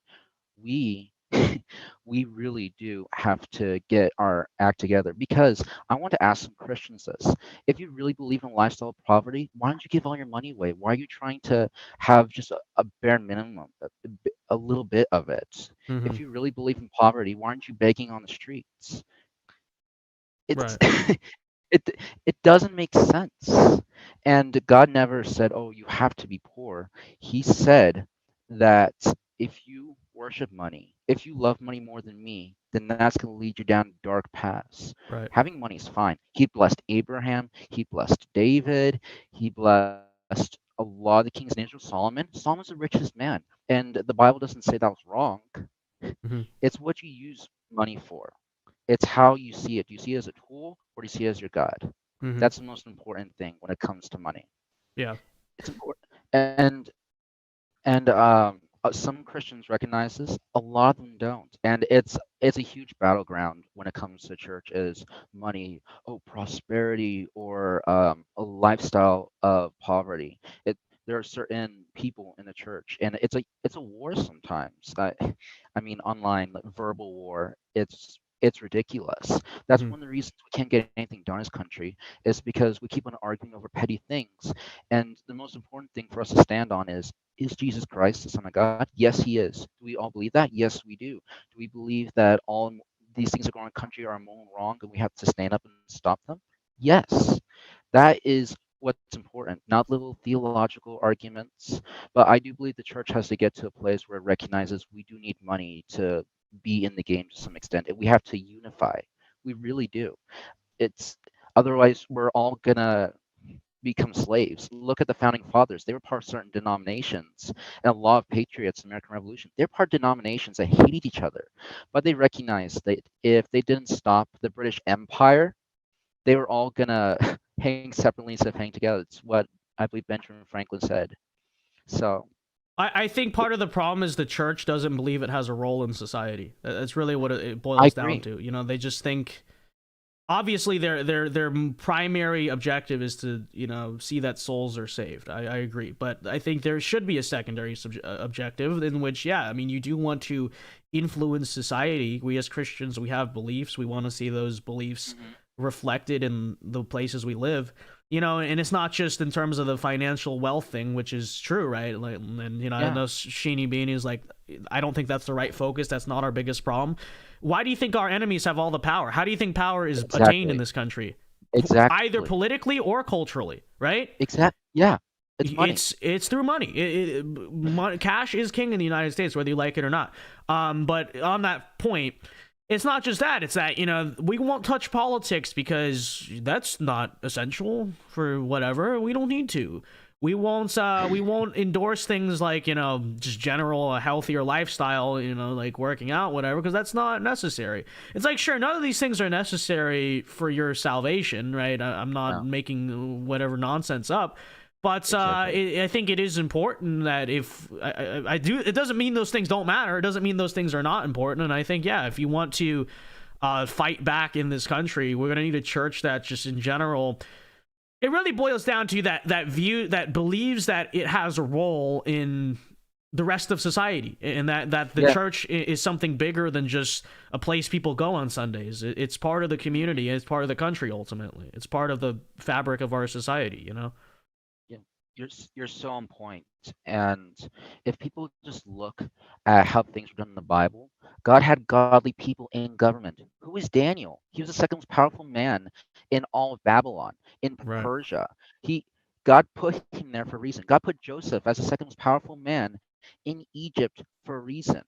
for the sake of the righteous. This is part of why I find it frustrating when some evangelical types will say like, "Oh, I don't see how you can support Donald Trump because of personal morality." And it's like, okay, fine. If that's your argument, then where are you in politics, right? All these church figures literally they sit out of politics because they think they're too high and mighty for it. Oh, you know, whatever. But then they'll sit here and then judge us for saying, okay, well, if none of you actually religious leaders are going to get involved in politics or do it correctly when you do, then, okay, let's elect a guy like Donald Trump. And then they get mad at us for, you know, doing something that they're not even in the arena, right? They don't tip their hat in. They don't get involved. They sit around and just act like they're bigger than politics or whatever. And then simultaneously, all of a sudden, when you know, the only time they talk about politics is to shame people who are conservatives or who want conservative ends. It's ridiculous all the time. It's just virtue signaling. Really, what it is virtue signaling. Self-righteous. It's self-righteous. Self-righteousness. Absolutely. It's on par with the Pharisees did with Jesus. Oh God, I pray that you bless me more than this sinner over here who has just done all these evil things, but I have prayed for long amounts of time, and I know you're going to bless me because of that, and because I'm praying in front of all these people, just doing all this grandstanding garbage, and we cannot.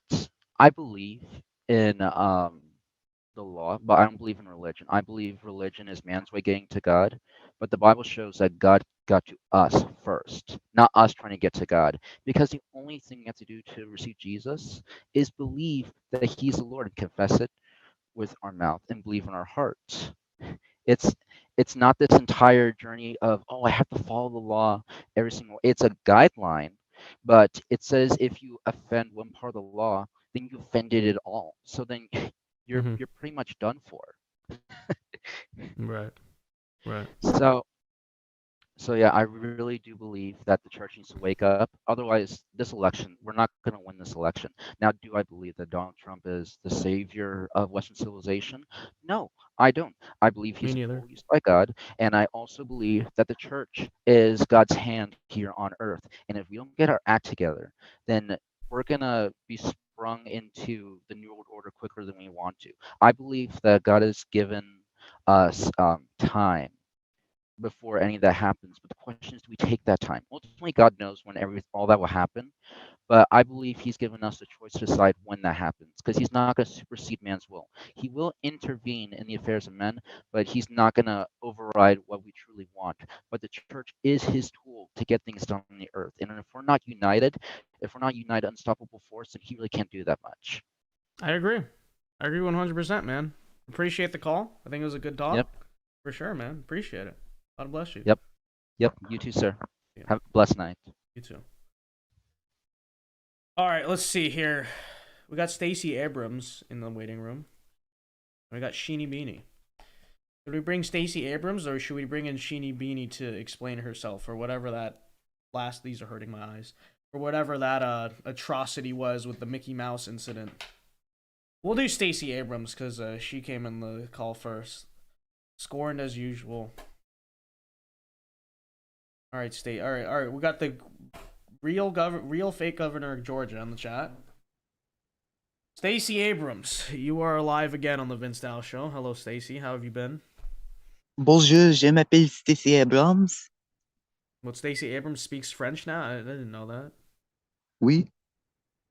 Is this French? I just wanted is this to. Stacey Abrams? Is that what's happening here? I just wanted to join your chat to say I believe that for the Republican nomination, that the best candidate forward is, as you say, Michael Pence.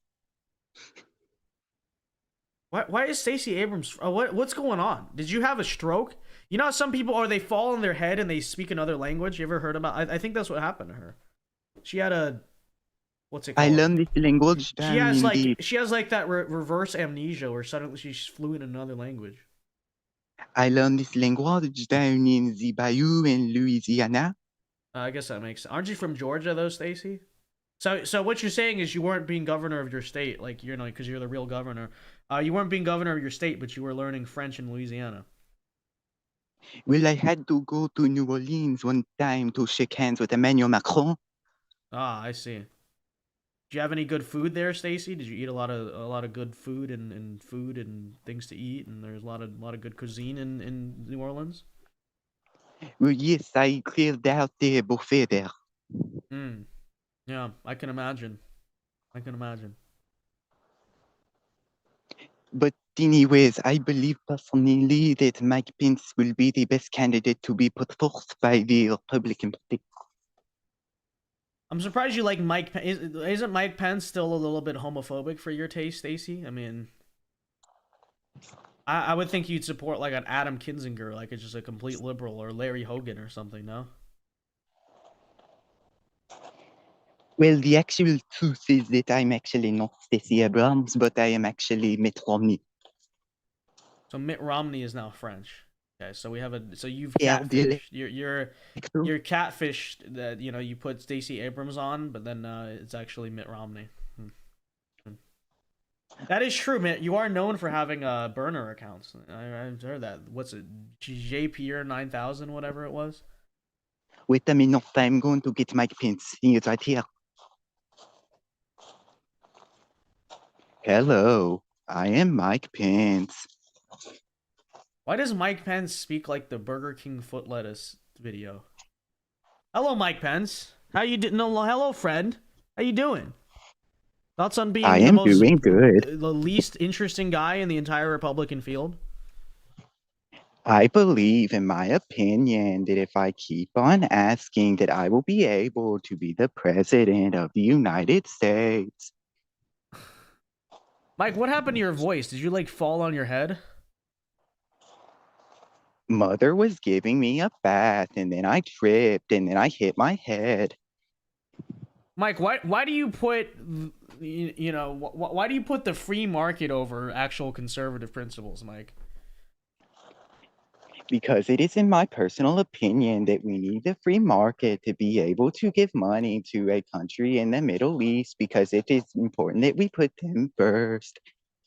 Wait, but Mike, how is that fiscally conservative? You say you're all about fiscal conservatism, but you want to fund a bunch of proxy wars. Isn't that going to increase the national debt? I do not care about the national debt at all. I have been lying the entire time. Very interesting. All right, well, Mike Pence, any things you want to share? I mean, how's the campaign going? Are you, what are you at now? 1%, 2%, maybe 3%? So has it been going well? I have met with the George Floyd evangelicals recently, and they have been very interested in voting for me in the primary. That's very. Did you get their endorsement? Did you get the endorsement from the George Floyd Universalist Evangelical Church? Yes, I have. Oh, okay. So you guys got that, guys? So he's got some endorsements now. It's very interesting. All right, well, Mike Pence, thank you for calling in. And any last thoughts? I have no further thoughts. Thank you for letting me talk. Okay, well, thank you, Mike. Tell Mitt I said thank you for letting him join the call. Appreciate it. All right, let's see. These call-ins are just getting weirder and weirder. That was the real Mike Pence, okay? The real Mike Pence called into the show. It is true. Why do you keep bringing autists in the call-ins? Says the autist. Like actually. Then why don't you call in? Dollar for dollar. Oh, why do you keep bringing them in? I don't see you calling in. We can criticize. I'm just seeing who I see in this weight room. All right, let's. I want Sheeny Beanie to explain whatever that just what that was. Okay. This is just absolute strangeness of what this was. Okay, Sheeny Beanie, you got some explaining to do. This is okay. Listen, I have no control over Mickey. He just shows up. He lies. You lie. Don't listen to a word he says. He has no clue what he's talking about. Okay. So what did you? So why don't you why don't you wrangle him? Look, I've been trying for 22 years, and he doesn't listen to me. He's gotten worse. I don't know what to do. Ask anyone. They all know. He's got a rotisserie chicken-shaped body. And a huge head. So if you have some like possessed stuffed animal, then why don't you just throw him away? I mean, why do you keep him around? I think you keep him around because he offers a sense of comfort to you that is disturbing, because when he talks about the Azov battalion, you're like, I don't know, man. I told you, he doesn't know. You freaking Nazi. Like, I don't know. He doesn't know what he's talking about. But honestly, wasn't Walt Disney like? Wasn't he an anti-Semite? I'm pretty sure he was. That's Mickey Mouse. Mickey Mouse is not Walt Disney. He's allowed to think for himself. I'm just saying. He was like anti-communist, I think, and anti-Semite. The two things I know about Walt Disney. Anyway, Sheenie Beanie, you said you wanted to have a serious talk. What was that about? Yeah, you know the whole thing yesterday about like the Andrew Tate and his whole thing about I'm a Muslim because of, like, pretty much his whole stance is that Muslims are more militant, therefore I'm a Muslim. Like, that's really what it comes off as, which doesn't make any sense. It's like, well, Christians aren't that way because, one, our faith doesn't tell us to go do that. Islam literally tells people to wage wars and conquer other people. Mm-hmm. And we don't have to, because I mean, I hate to say it. I don't hate to say it, but when you worship the true God, you don't need to be fighting wars and killing people over it. It's truth. It'll stand on its own. Yeah, so. I mean, I guess to a degree, I don't think it's even that. I think it sounds like he more so looked at, I mean, obviously he has. I think he looks at like liberal churches, and honestly, not even just liberal churches. Like, I think he just looks at churches generally in America. He goes to Dubai a lot. That's where he kind of got, Islam pilled, whatever, right? I think he sees the Christian quote unquote world. He sees the United States and the UK where he's from, and is like, this is a failed society, which it is. And then he's in Eastern Europe, which is better, but still. And then he goes to Dubai, and I think he's kind of impressed that, wow, this is a place of the future. Like, none of these problems are here. And it doesn't even sound like a super spiritual thing. I think it's just a philosophical thing. That's what it sounds like to him. That, like, well, clearly, in his eyes, if this is winning the world right now, then this is what I'm going to follow. Now, I agree with you. I agree with you. I think that it ignores the fact that, it's really a question of what's true and what's not what's in power right now. But I understand the philosophical angle where he's coming from. I'm not saying it's correct, but I can see, especially when you trace his life and where he's been, and then Dubai and all that. I can definitely see what he sees, right? Right. I mean, like, it just doesn't make sense, because one, it's like, well, then if you were in the 500s, I don't know, 580, then by that logic, you would be a Christian. That doesn't make any sense. Right. And the other thing, too, that I don't appreciate about it is, well, first of all, I'll say this. I think he's been lied to about Islam, because the Dawa guys, they literally just lie. You can look into it. It's ridiculous, because it's like okay to lie as long as it gets people to like submit to Islam. Like, that's their whole thing. But which I think also happened to Sneeko. But what was I saying before? Chemo brain.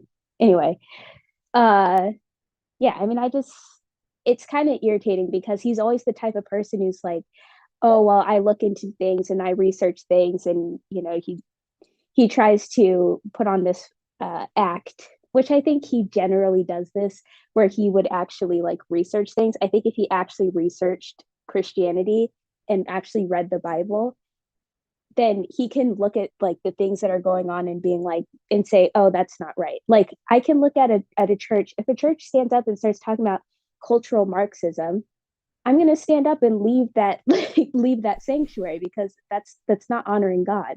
Like that, I used to go to another church, and they're a conservative church, but every single sermon was all about just like, it's just a political rant, honestly. And it's like, look, if I want a political rant, I'll watch Michael Knowles. I mean, they don't really rant, but if I want to hear people talk about politics, I can listen to those people. But when I go to church, I want to hear a word from God. I want to hear the gospel. And it's like, it's getting to a point where it's like, I did not hear the gospel for like a solid few weeks, honestly, like as far as I can remember. I just went to a church this weekend that was actually like, or this Sunday that actually preached the gospel. And I'm just like, wow, it's like night and day. So, it's like if he paid attention to things like that, stop looking at like teachings of random people. Like I saw this guy Tunde, he put up a video about like pastors, like the multimillionaire pastors, pretty much like the Joel Osteens, the TD Jakes, the false teachers out there. And it's like, well, if you want to like know what real teaching is, like look at like Bodhi Bakum, look at RC Sproul, like those people actually teach the word. Here's the problem though. So I just Googled as an example, does the Bible condemn homosexuality? Very first search result. Human Rights Campaign says the Bible says nothing about homosexuality. Sexual orientation was not understood in biblical times. Article number 2, does the Bible not oppose homosexuality, from PBS, probably saying that it doesn't. Center for American Progress is number 3, saying that Jesus... Well, actually, because they've all created their own Jesus. That's the issue. But see, that's the issue with us. Like the problem we have is that there's so much misinformation and there's a lot of weakness in the American church that I think we obviously want everyone to do their own research and go look into all of that. But optics does matter and presentation does matter. And when people have simple search results and they're like, what the heck is this? And then, most churches they go around and see in their area are like gay, then to a large degree, like we have to fix that problem if we want a lot of other people to come to our side. You know what I mean? Because I don't think that problem is mutually exclusive from preaching the gospel. Like the entire point is that we are simple, right? And so it's like, my issue isn't necessarily that they talk about those things. They should, right? Like Bodhi Bakum, he talks about homosexuality. They all speak on those sort of things. And well, Vodi's very good. I mean, if Vodi could be shown to a lot of these Christian skeptics who are like leaning towards the Islam thing, right, exactly. And so like that's my main issue is that we don't really have real biblical teaching in the United States like we should. Right. And I think that is like the main soreness. If we actually had people who are actually soldiers for Christ and actually like wanted to go and preach the gospel, didn't cower away. And I don't think it has much to do with money. I think it has to do with just having a passion for truth and having a passion for Christ and ultimately having Christ be your center, your God, right? Like I always tell people, like people are like, oh, so God's gonna throw me into hell for this, that, and the third. I said, well, the commandments say that you should follow the commandments. What's the commandment that will end you up in hell? That you have other gods before him. That's the commandment, because everything else falls apart from there. So if we spent more time talking about how wretched human beings are and that we need a savior and that we need reconciliation with God, rather than talking about like and when I talk about politics, I mean people talking about Biden and this and that and the third. Biden is certainly a problem. Like we can all come out and say that, but it's like that should not be the topic of the sermon. The topic of the sermon should be our fallen nature. And so my issue is that we get to a point where the topic of the sermon is, oh, transgender, this is, transgenderism is bad, but then there's like no gospel put into it and like no gospel emphasized in that. Like people aren't really going to care. And this is why I say that like people like Matt Walsh, I find that some of their arguments are logical and they're correct, but they're missing God, right? And so it's like, how are you going to have any sort of influence on people? The word of God is the most powerful tool that we have, and we shy away from it because, oh, we don't want to offend anyone, or, oh, they're going to say I'm using my religion. Well, they're using their religion too. So, I mean, that's just my point of view, but I think so, but I think part of the reason someone like Matt Walsh doesn't bring it up a lot is because I think you also have to understand America is so secular nowadays that in order to bring someone to the faith ultimately, I find very often you have to break that liberal conditioning of them. And I'll use myself as a personal example. I mean, people Bible thumped at me my whole life, and I just rejected it because I'm like, that's fake. That's not true. And I will be honest, it wasn't until I became philosophically conservative that I was even open to Christianity. So, I mean, I will, in defense of Matt Walsh, I will, well, don't talk, I can't hear you. In defense of Matt Walsh, as someone who did not grow up Christian, I will say that was my journey. I think it was a lot of our journeys, which is why there's a place for both, I think. Yeah, I mean, But I guess think I kind of in had a terms of the different church, journey. in terms of the church, I think the biggest problem isn't that they're overly legalistic in the sense that they're just, you know, talking about conservative stuff but not the gospel. I think it's the opposite. I think it's that No, when I it think comes it's the to opposite. the fundamental issues of doctrine, they won't defend them, you know. I think that the issues you have was it Brandon Robertsons, you have those people out there who, like I said, have made Jesus into their own image. They've made their own God, but they want to claim that that God is Jesus. So, you know, that's like the like itching problem that like we have to get at. And then the next thing would be, okay, these, you know, conservative churches, quote unquote conservative churches, like, are you actually preaching the gospel, or is this just like a political, you know, rant? Like, for instance, at the church that I go to or was going to, they had like Kirk Cameron come there and he was speaking. And it's like, it's really interesting that like Kirk Cameron is not a pastor, but yet like he actually did more, like, or like his you know, his sermon at the end of the day, or, you know, whatever you want to call it, it had more of the gospel in it than the pastor who is, you know, the sitting pastor there. And I'm like, well, that's a problem, because this guy, I mean, he's not coming back every single week. Like, I get that they're friends and everything, but like, you know, we're sitting in front of like thousands of people, and it's like, how many of these people are actually saved, you know?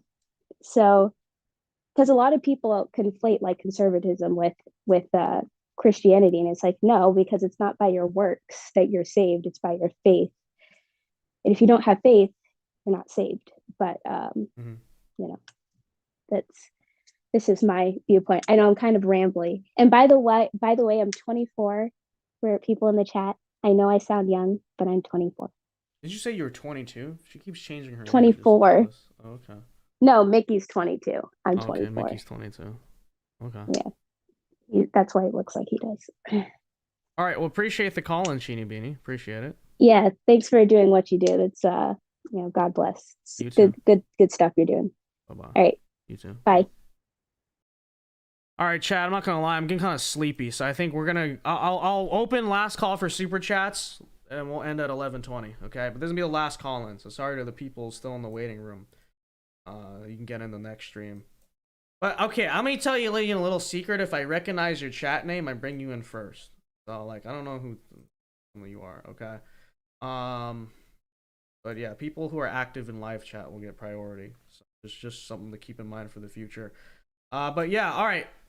Zoom call closed. I'll just open for, like I said, last 5-6 minutes for super chats, and then we will go here. So, Republican Thinker says, anyone know a good webcam? Yeah, I have the Elgato. I don't remember what it's called. It's like 200.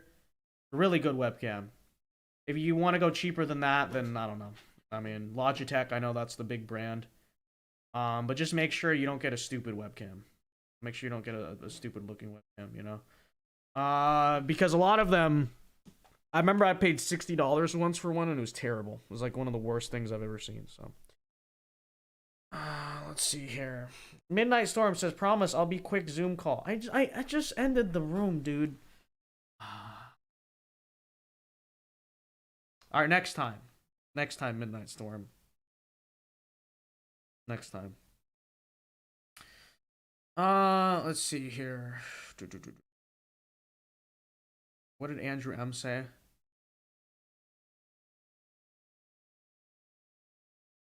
I don't know. Let's see here. Daniel Morris says the hat. Oh yeah, you like the hat? Oh, can we get a super chat for a hat? Oh, hello, hello. Do you like a number 4? Or do you like a number 5? Chat, we rocking with the number 4, number 5, number 45? We should put an actual poll out in chat. Are you rocking with the number 4, the number 5, or the number 45? Okay. Should I actually put that poll out? Should I actually put the poll out?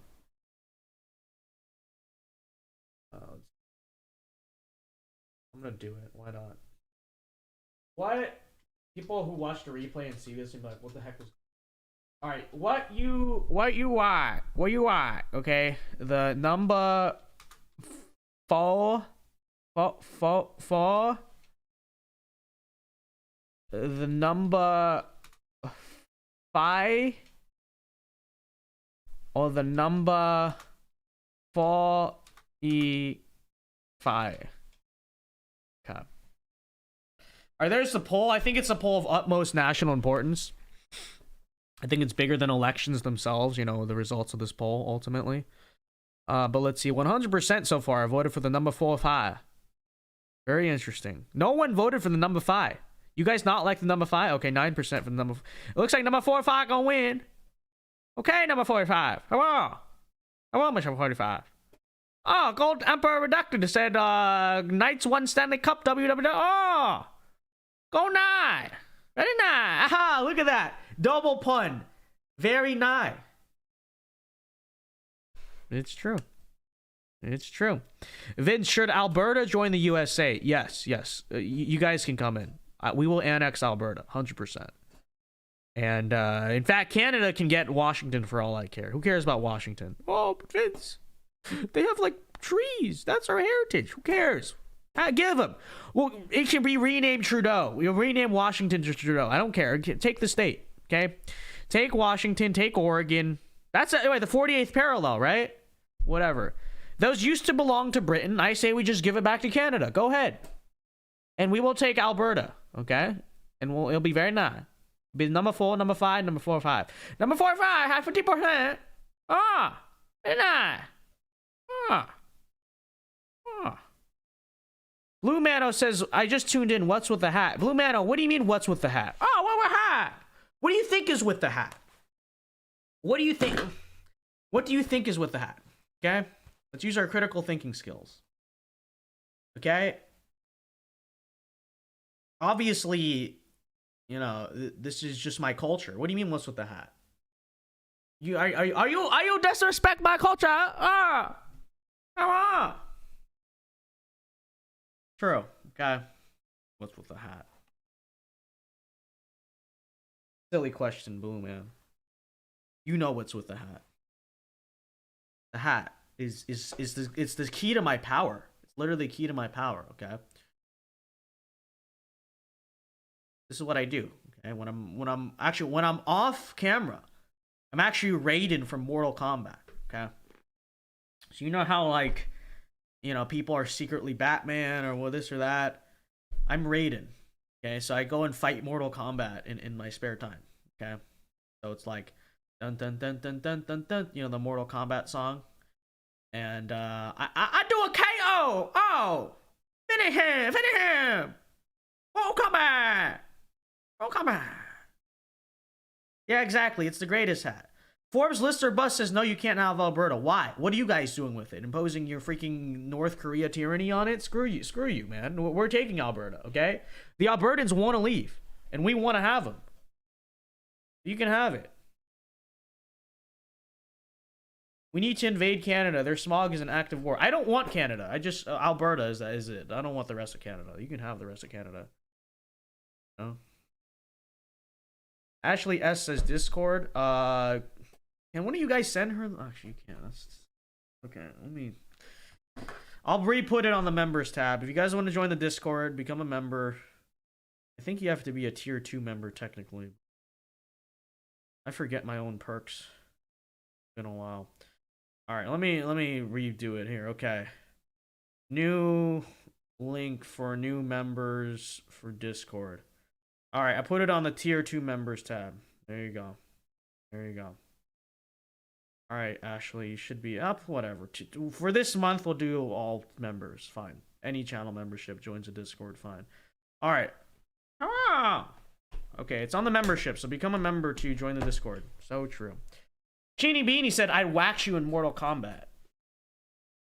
Cheeny Beanie, why do you play video games? What are you, transgender? No, kidding. You can't beat my button mashing, okay? You're like, oh, I know all the moves, and then this. I'm like, beat A, B, C, D. Oh, that's how you win Mortal Kombat. You don't know. You don't know about my button mashing, okay? You're gonna be like, look, I know there's no combo, and I Raiden. I'm the real Raiden. What do you mean you beat me in Mortal Kombat? I'm like the actual Raiden. So, yeah. All right, guys, with that said, I'll end the stream here. Thank you to everyone who tuned in. Thank you to everyone who watched till the end. Shout out. We've been live for 3 hours. And people have been just sitting here watching me make self-deprecating racist humor. So, we love to see it. Thank you to everyone who tuned in. Have a very good night, everyone. Alpha Moves Only. Be sure to leave a like before you go. Be sure to join us tomorrow, live here, 8 p.m. Eastern time, same place. And until next time, ladies and gentlemen, Alpha Moves Only. God bless. Everyone have a very good night. And goodbye. Thank you. Thank you for coming to Star. Thank you, Bing Bong. Bing Bong. Ah, thank you. Thank you. Come again. Oh, please. Come on.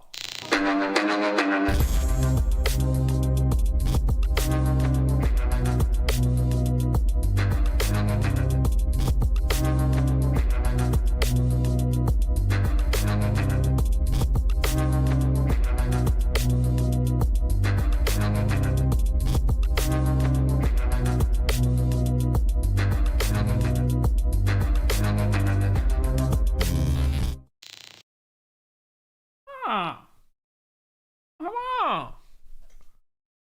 Oh, there. Oh. Beep, boop, beep, boop, beep.